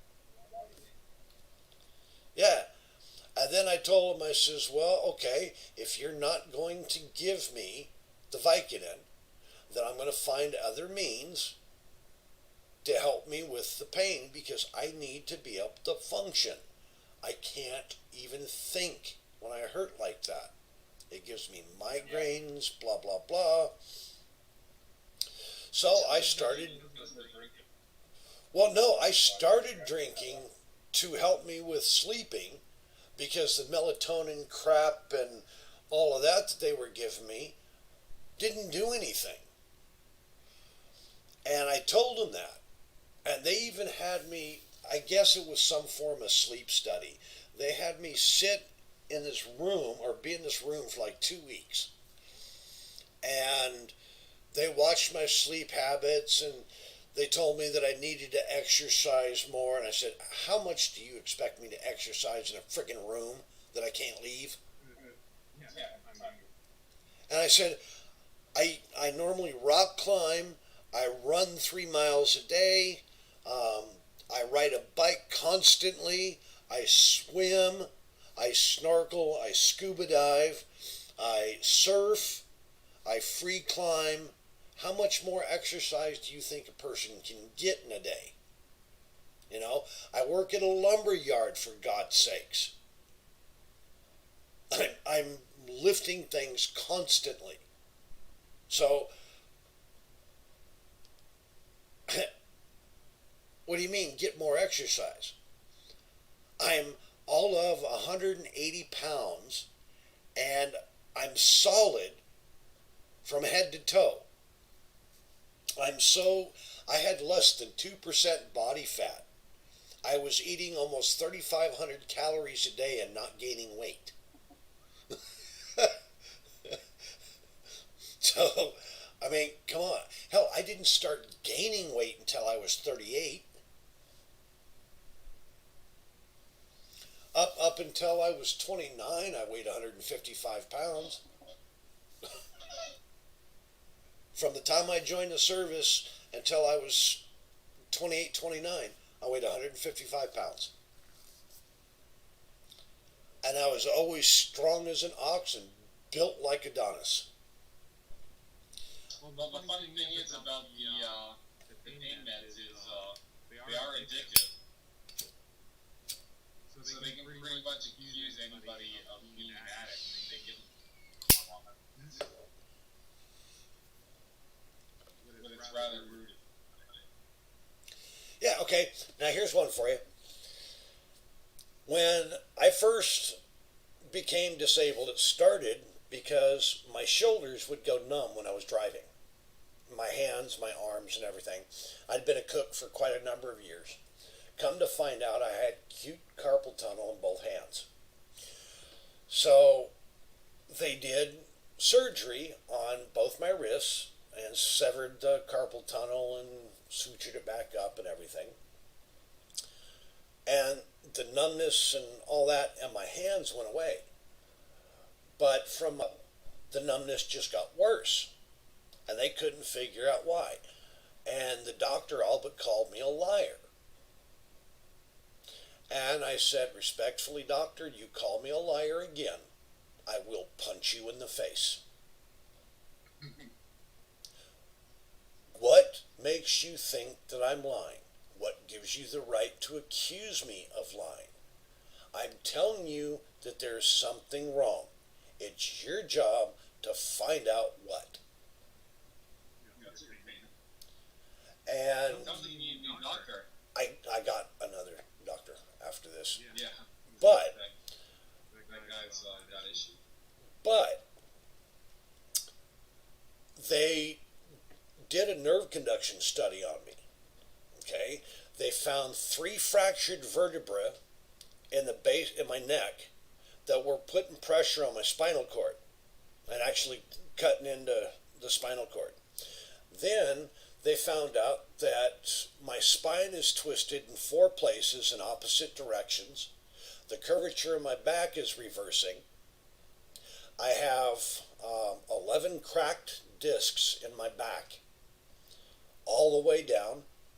I have thoracic, lumbar, and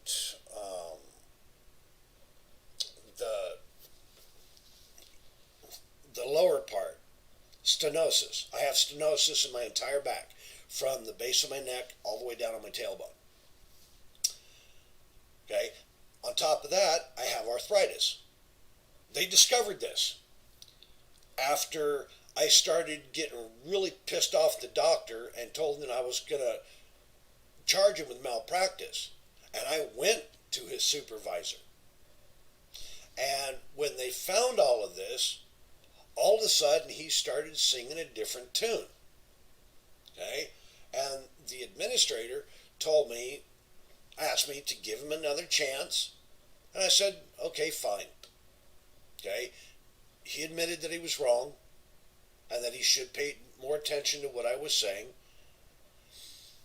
Well, the next visit, I go in there, and this is when, to my face with my wife sitting right next to me, he said, we're not going to prescribe you painkillers because we think you have an addiction problem. And I looked at him and I said, to what? If you look on my chart, the last time I had a prescription for Vicodin, it was when my wisdom teeth were pulled, and they botched it and shattered two of my lower wisdom teeth. And I was spitting out tooth shards for almost 3 months. And they had to go in and suture them up like 5 times. And that was a year ago. I said, so how am I addicted to anything? Well, you drink. And I said, so I drink.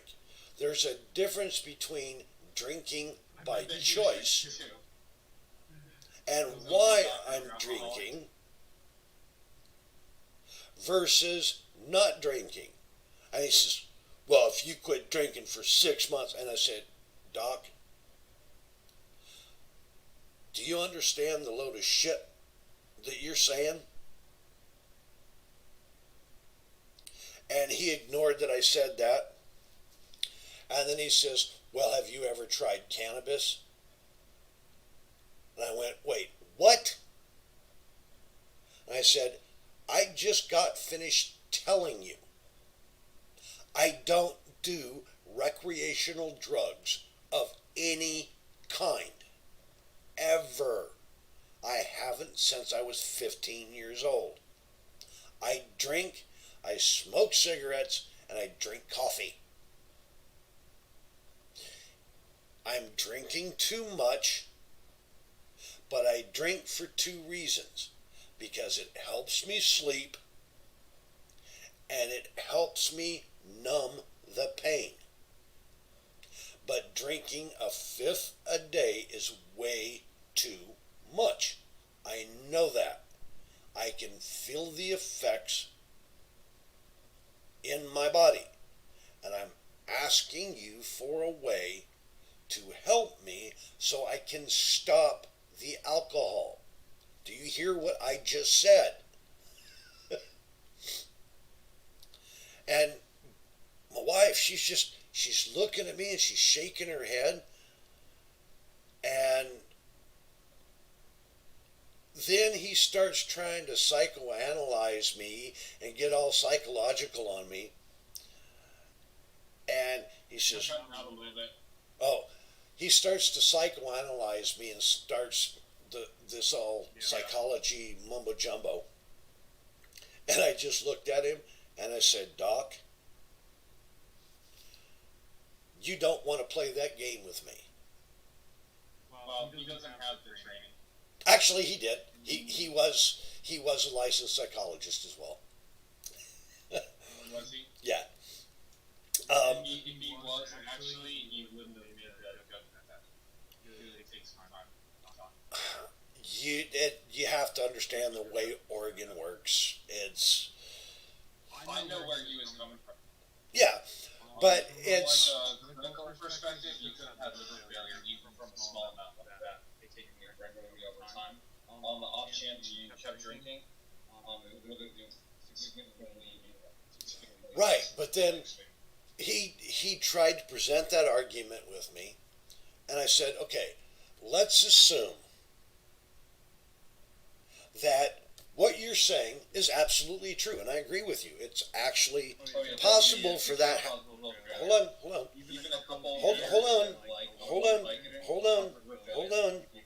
on. Let's say, for example, that what you say is correct, and I know it is. Okay? As you well know, my family used to own an ambulance service, so I am quite familiar with a lot of different aspects of the human body that maybe most people aren't, aside from doctors. Okay? However, did you even pay attention to the things that I just said to you? Did you consider how reasonable the things that I said to you actually were? You did because he doesn't know how you're hooked up. It's all like detached. That's right. Like that. Doctor. Yeah, he doesn't realize what you're thinking. And then I told him, and I says, okay, so doctor, you've already accused me of being a drug addict and an alcoholic. When the first thing I said to you at the beginning of this visit is, Doc, I know I'm drinking too much.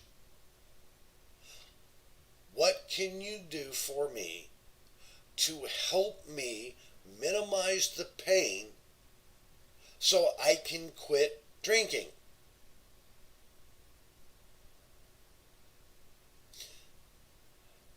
And yeah, for him, he's not able to make the connection. Most people who are heavily left brain like that, especially people who get into, I'm not talking about your wife, I'm just talking about people who are in the medical field who end up becoming a psychology degree. They're trying to figure out like the way stuff works. It's all just information. They're not able to like fully empathize with people and understand themselves. That's why they get into that profession. They figure out how. And I went, so if your ability to be a psychologist was better than my ability to be reasonable, I would probably listen to you. But you have proven that you are not a reasonable-minded person. I don't trust the care you're giving me. It doesn't work for me. I want a new doctor. Most psychiatrists work sniper. I'm going to a psychiatrist more than once. They just do whatever I want. I know that sounds terrible, but anything that they try to do, I know more about the subject than they do in almost all cases. Usually they're older, they don't have any background in neurochemistry.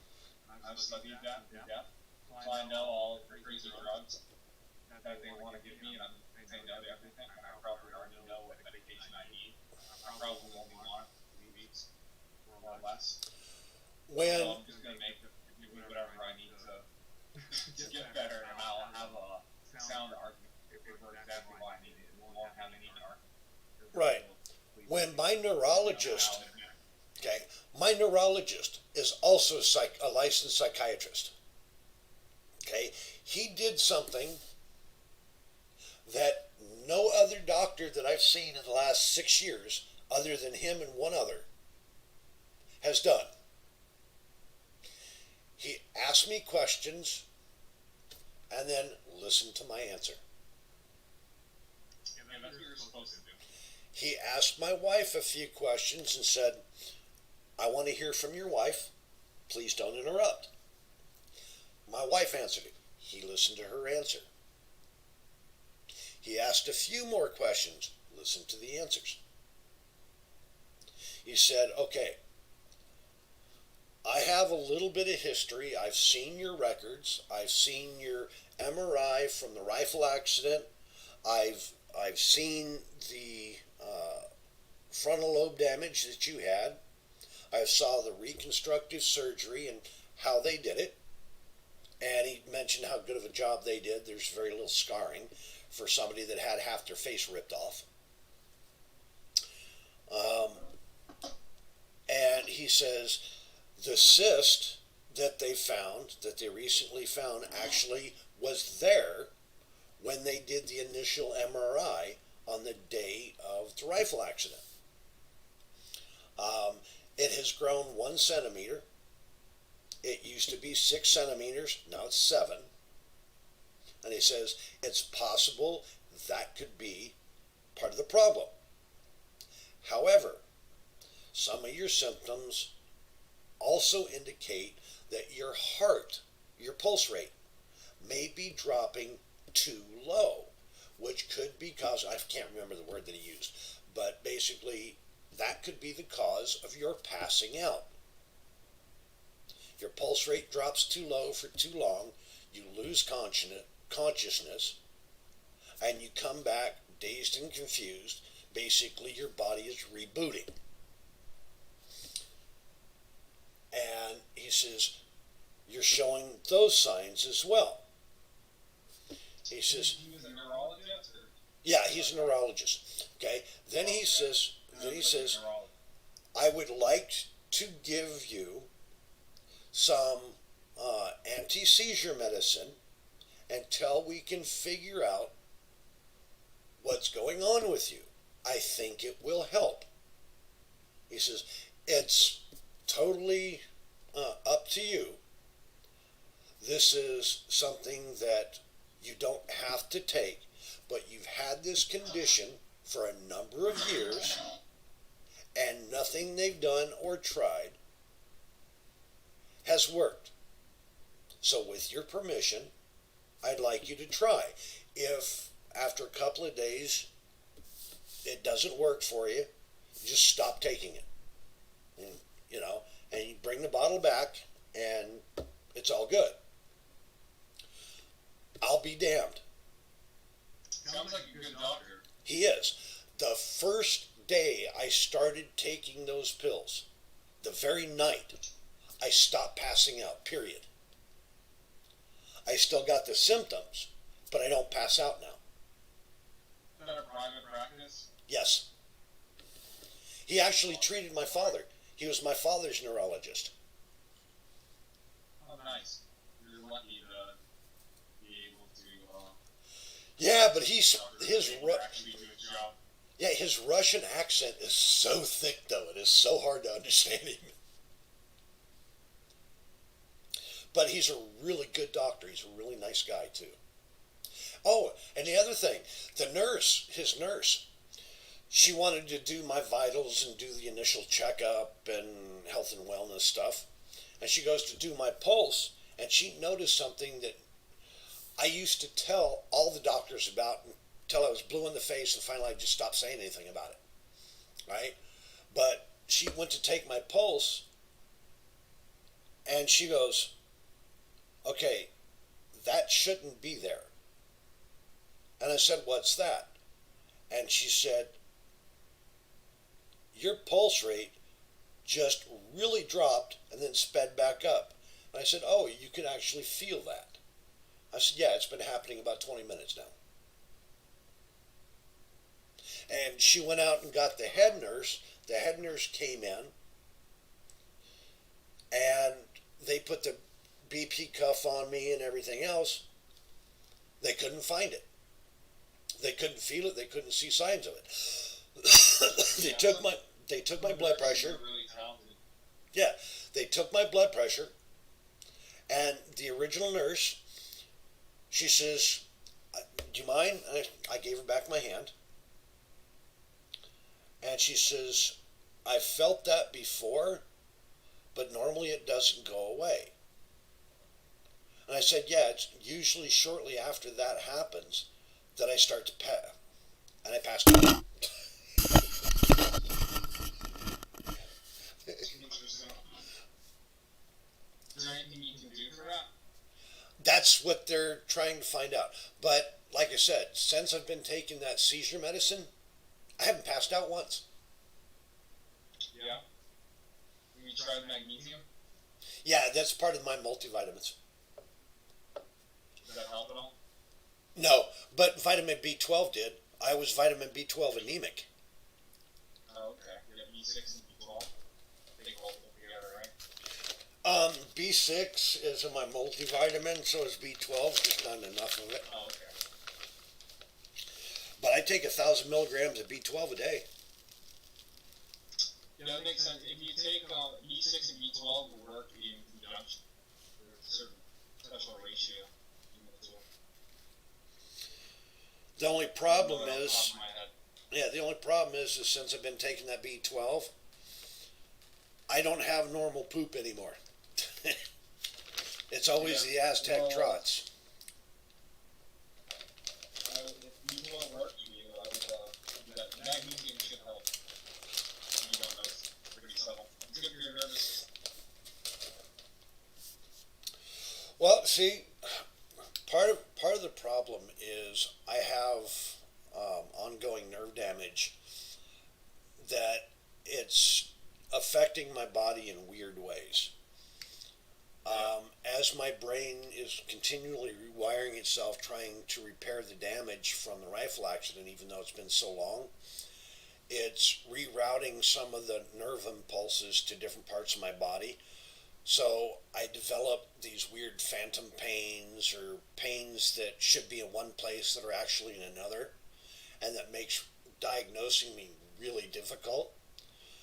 Like, for example, there's a couple places on my cheekbone that if I push or pinch, I can feel it in my toes and not my face. Yeah, that's interesting. So, Um, if not this, not down completely. Not No, it's really weird how it happens. Like on my right foot, the doctor was doing the whole rubbing the bottom of my foot kind of hard, to try to get a reaction. I yeah. started sneezing. He thumped my knee on the right side. My leg didn't move. He thumped my left leg. I near kicked him in the nuts. I mean, it was a whole cartoon reaction. Your brain doing its thing. Yeah, and it's Somehow. when I blow my nose, it hurts my lower back. Whether I sneeze or not, if I blow my nose, it hurts my lower back. If I cough, my eyes water. It doesn't make sense to me. Well, it's a thing. And then it'll change without warning. It just one moment it'll be one way, next moment it'll be another.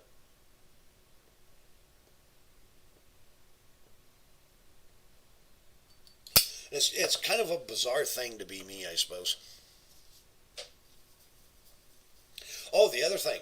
There's another thing about that anti-seizure medicine.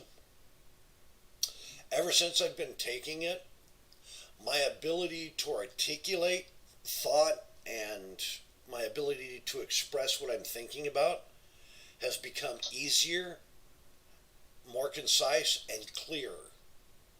Of course, my ability to talk is, I don't know if that's from the seizure or stroke or whatever, but I'm slurring my words more and I'm tripping over my tongue more.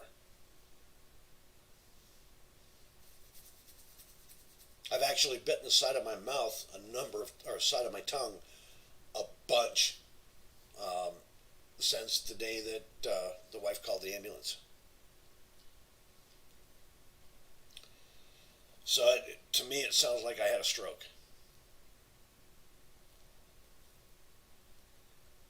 But Yeah, it's hard to say. yeah, but I do believe that the anti-seizure medicine is helping. So, You're, but I'm thankful finally something is. Without having all those issues, it's actually helped lessen the pain of the pain, if that makes sense. you know that if you're laying in a bed, you don't leave it. Don't leave the what? It's like a crowd sheet. There's a guy here, I don't think he's coming back. But he actually went to a bed. He woke up. And it shows him logged in the game. The server's definitely for 5 days. Days. Yeah, I knew that. Still in the bed. Yeah, I didn't know beds work like crowd pods. Cool. Yeah,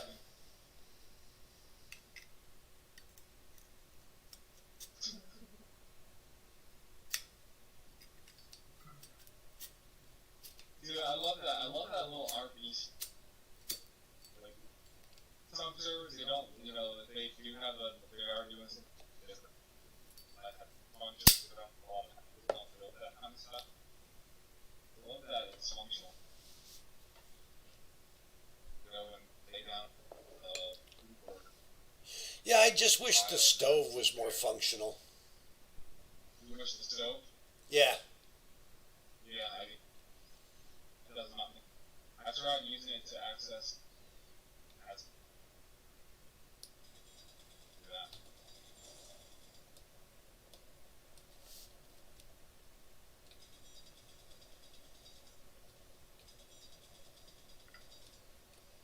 Oh, wife's up.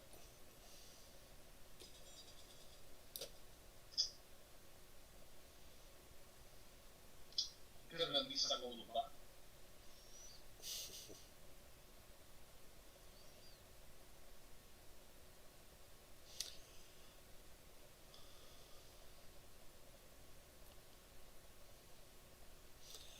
I think I may increase the inventory size even further. You think you may what? Sorry. Increase the inventory size even further. Yeah, bit too low. No, it's not too low. I want to set up the players in a way.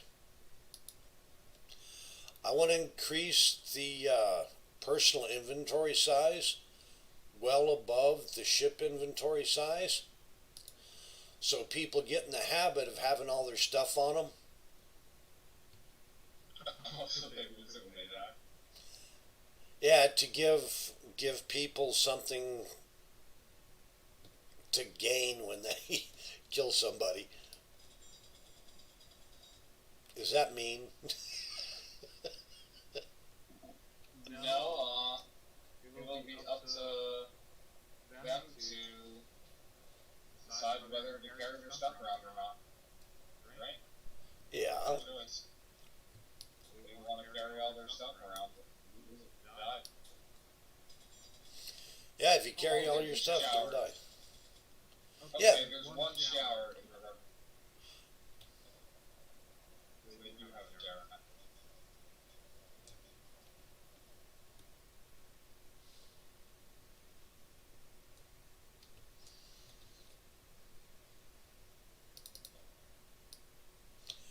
I'm going to go say good morning to my wife. I'll be right back. Sounds good.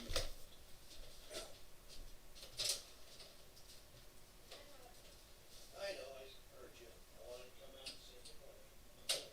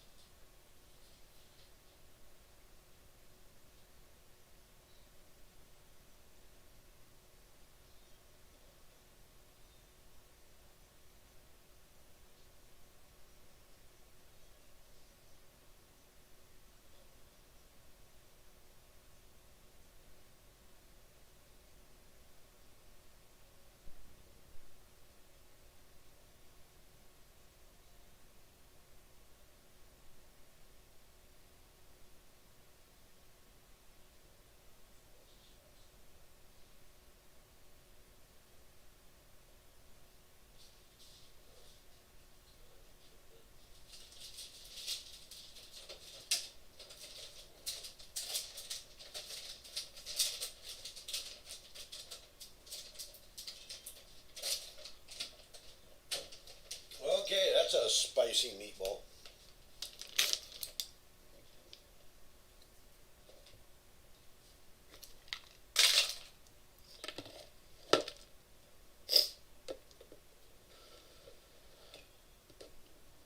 Oops.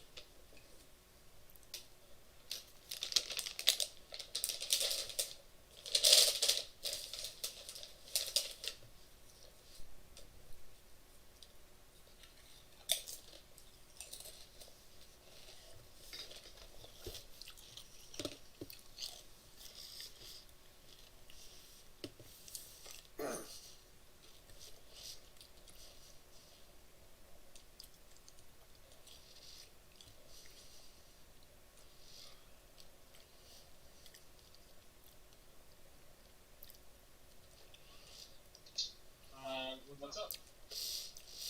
Not a whole lot. Just making coffee and Is that something? yeah, I'm eating barbecue sauce with hot sauce and garlic salt in it. The hot sauce is really spicy this go around. The Stag God. That's funny. That's a hell of a nickname.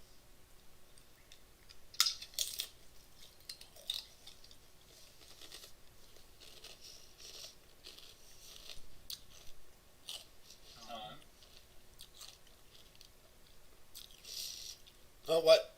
What? Huh? I'm gonna get brunch here. Yeah, I'm just eating potato chips. Yeah.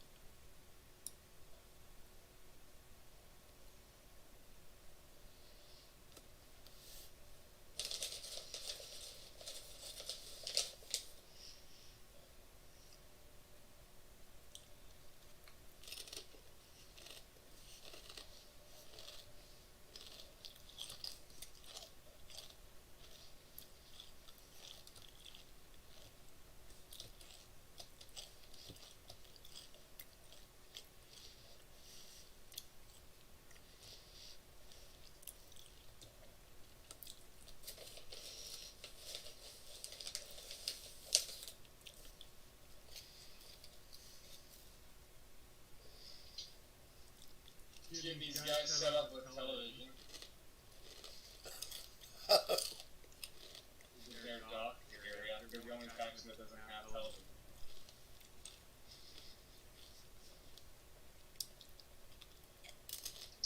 They may be the only faction that is able to do the salvage op. I mean, I don't know if the other guys make salvage. I mean, I guess it doesn't matter. I'm telling you, you're probably not going to play any faction. Play or play staff. Time. I don't know. Actually, you're welcome to. Anyways, I'll tell you anyway. There's a salvage yacht, and it's like 720 something meters underground, under the water rather. So I kind of figured that some people are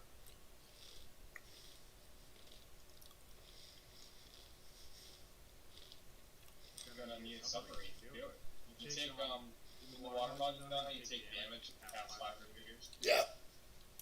Yeah, I think if they're gonna do it successfully, they're gonna bring in that day. I don't know what happens to it though. I don't think it dies. I think it does take the commitment to that. Now, if you're in a sub and you go below 500 meters, do you still take damage? Yeah, I think your character will take damage.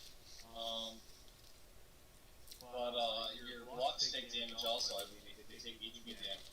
But I think if you have a sub with shields, you probably mitigate it long enough to do a salvage job. I don't know, I haven't tested. I hope it's salvageable. You can definitely swim down there and grab stuff and then swim back up to 500 meters. You'll take health damage, but you won't die if you're passive. I wonder if there's a way to increase that threshold if you're in a sub. So it's a little bit lower? There probably is, and I probably should look into that because I'd like to not have people die at all times. It's a bit low. Well, yeah, say a small grid ship to maybe 800 meters and a large grid to 1200.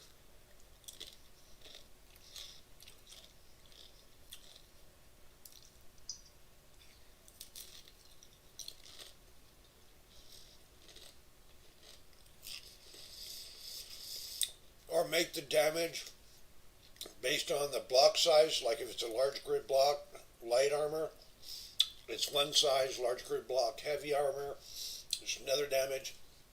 If it's small grid light, it's one damage, small grid heavy, another damage. But that might make it too laggy.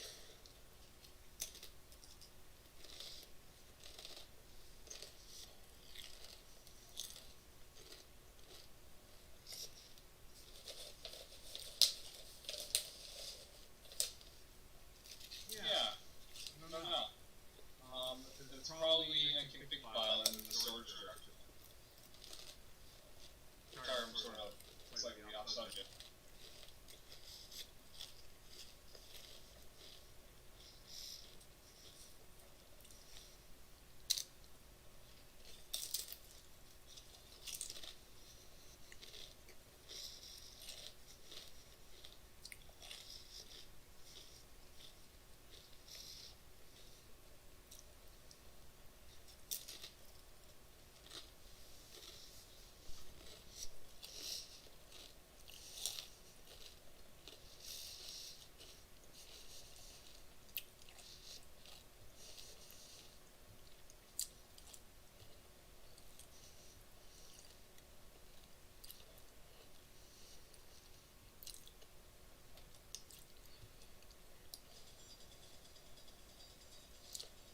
But yeah, thanks for mentioning that because I actually didn't think of that. My mind wasn't really there, even when I went down it. I'm almost 100% sure that that's the file data. Because the ocean goes pretty deep. You can't go into. Yeah, now I know that you can set the depth of the water. And maybe that's how you can mitigate it. Yeah, if I lower maybe I can set the depth of the damage. Yeah, instead of having the water, make the water table at max 499 meters.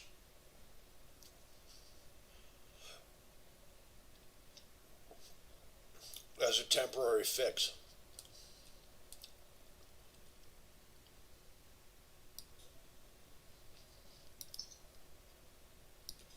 And you can figure out something else. It'll buy you time. What is a temporary fix? Change the water table. Make it like 499 meters. Yeah. Won't that lower the water? Yeah. Yeah, we can't do that. Unfortunately, our stuff is built to. Oh, be a specific depth. Yeah. Okay. Yeah, it has to be a specific depth. Otherwise, it's great. To the point where we're actually on how to integrate into our water. Whatever works. Yeah, I was terrified for a brief moment in time. I thought the water would work. But, it was just my boat.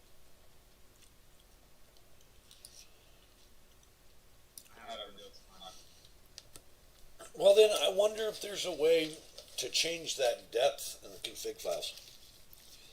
Oh, you can definitely change the depth of the water. I'm pretty sure you can change the diameter depth too. Well, that's what I'm talking about. Yeah, there probably is. If there isn't, I could probably just send Jakarta a message and ask her. No. So many names in and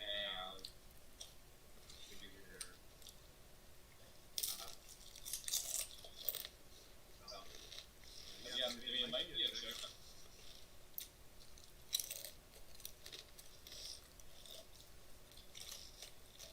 Yeah, I guess I probably could look into that. Probably just like a few numbers that I'm completely new to a lot.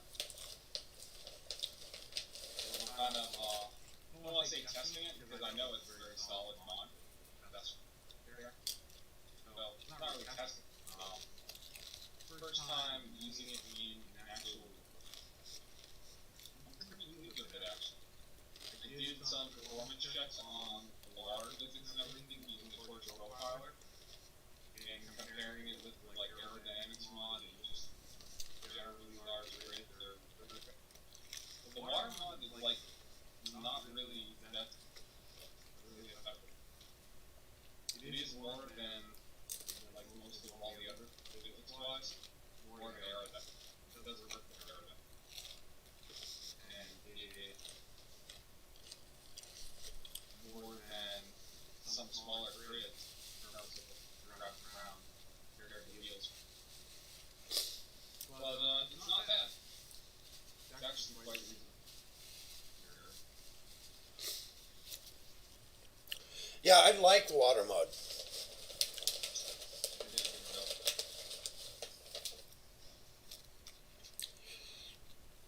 I was really excited when it first came out. Too. That's why I'm doing a climate. Mainly because of the water.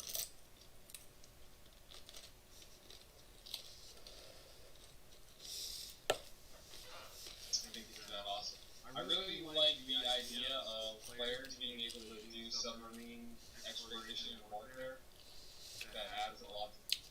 You know, Space Engineer isn't Subnautica, but I mean, they have planet, so why not water? And I also really like the idea of being able to land with like aircraft, maybe like orbital craft on the area. I think that's massive fun. Well, yeah, I built a small carrier and was able to launch my hydrogen rockets. That's pretty cool. But yeah, I think water significantly changed gameplay. So far, I want to say it's in a positive way. I think it's good. Yeah, there are a number of limitations to the water, but there's one really noticeable semi-exploitable aspect to it, and that's the ability to create unlimited hydropower.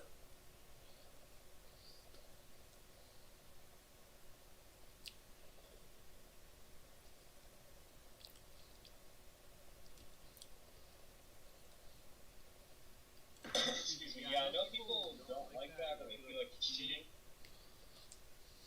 Kind of, I think it's fine. I like it.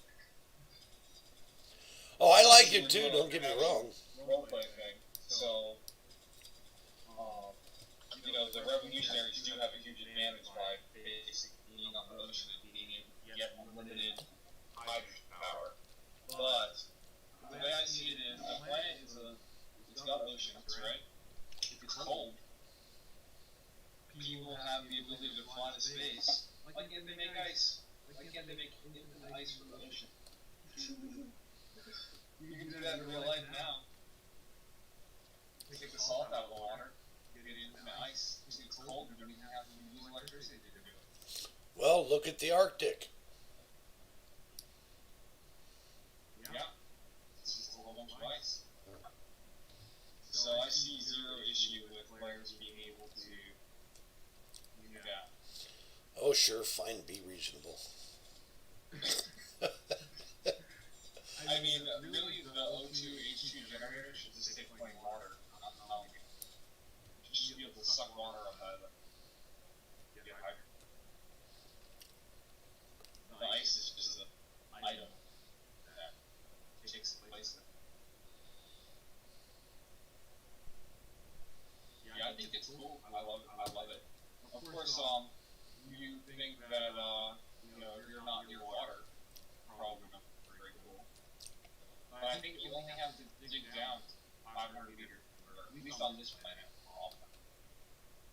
But think like say like the Imperials wanted water, Federation did it. They just have to dig down 500 meters. Yeah, I suppose that's not too bad. Yeah, I mean they have to run a pipe down there and stuff, so not water. But I mean, I think it's fine. It's essentially like you're gonna have to dig a well to get the water.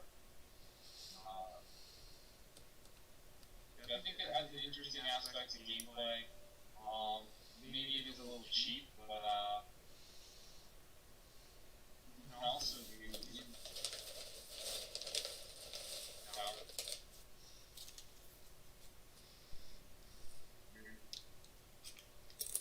water and another option is uranium. That's what I would use. So the X almost Federation uranium too. I would argue that that's a better deal, not for small, but for large.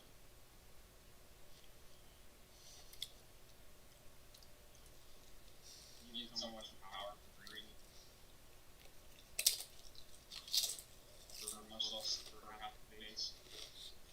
Well, actually, way less. I think the reactor is 12 megawatts. I believe it takes 1 like 2 and 5. Right? Yeah, yeah, I suppose. No, I'm just. Yeah, so I think I'm sort of biased. I'm not the solar guy. But yeah, first, I'm also like a minimum too. I got my own projector there. Yeah, I like the one by one. Getting that 12 or 15, I think it's 15. Actually, I think the battery is 12 megawatts. So yeah, you get 15 megawatts or 5, you're getting 3 times the power and a half. Just make a better deal. Have you seen that hazardous environment mod? Yeah, I think I may have messed around with it a bit. Yeah, when they fix that, I would love to put that on here. Where you get like radiation and you have to wear hazardous materials suit to work around reactors. Yeah. Yeah, that would be a lot of fun. They're using the same suits that we are, exactly. So I could actually just drop it in. The suits that we're using, they would end up becoming static for different things, different levels of protection, like cold, heat, radiation. I just had something kind of weird happen. Yeah. This guy, the Stag God 1337, he logs into the game. I said hello. He didn't answer.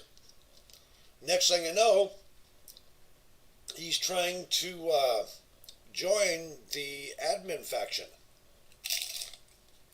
Yeah, the same as the guy that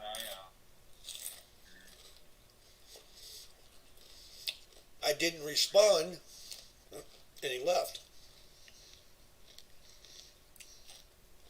without saying anything. a lot of times those people will leave anyways, a lot of time. Like that Ash guy or whatever. He went to the, I was watching it. I usually don't watch players, but as he was having issues, wanted to take a look and make sure he was okay. Because I mean, it's the Imperial, you saw how big the Federation. The other bases are all the same size. The Imperial, they're not exactly the Imperial base is actually bigger. Can be, never been there, it's a little dark. The base very well lit. Federation, rather. Anyways, I took a peek at him, and he was just looking around at things, just checking out the runs, he looked at the different vehicles, listening to light stuff, log out.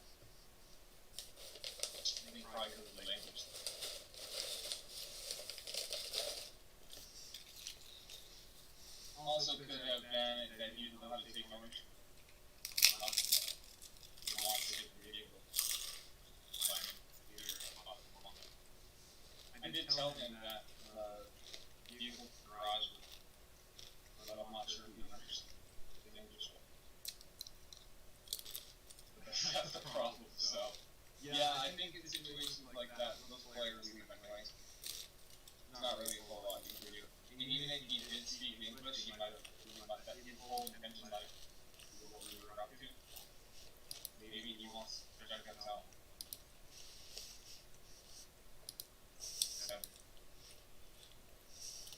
You get that too.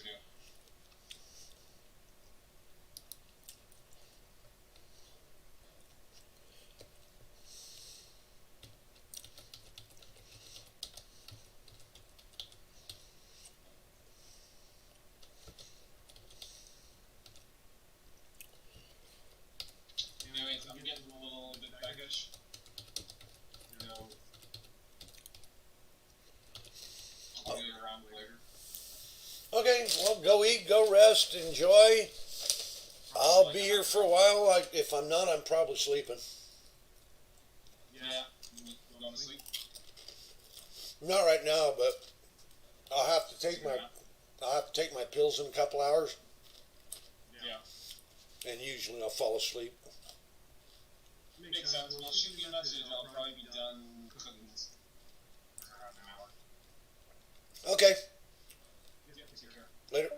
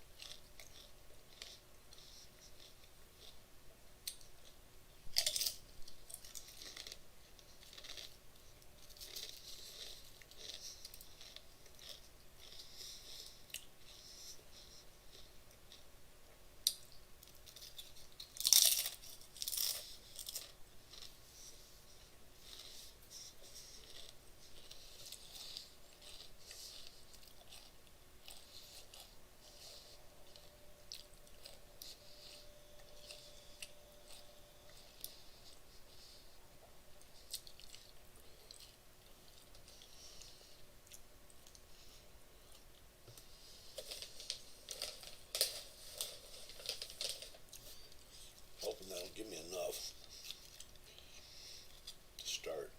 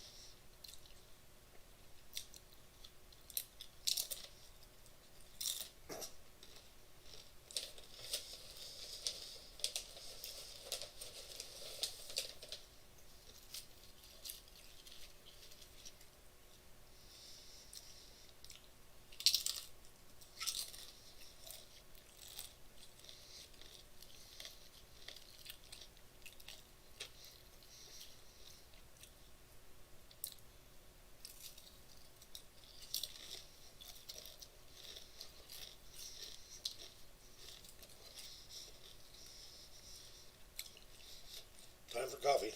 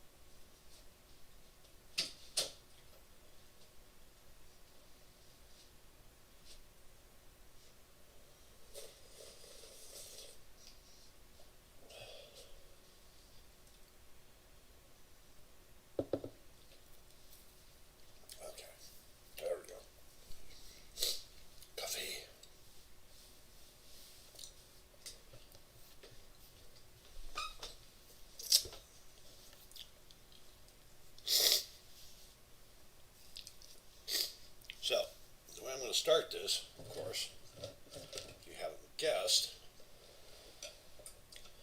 so I'm going to use pistons and drills, if I can make them.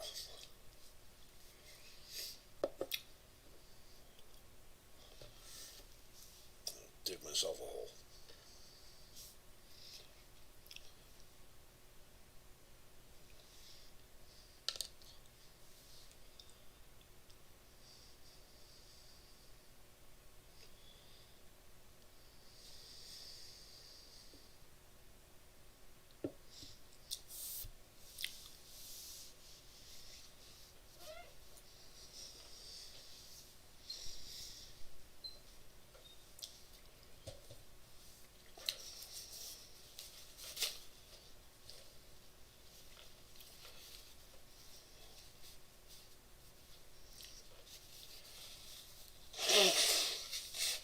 Excuse me. My apologies.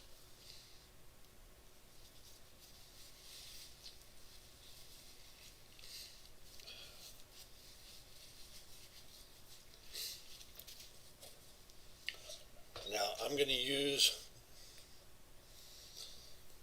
the beginning scenario drone. I think it's a corporate drone.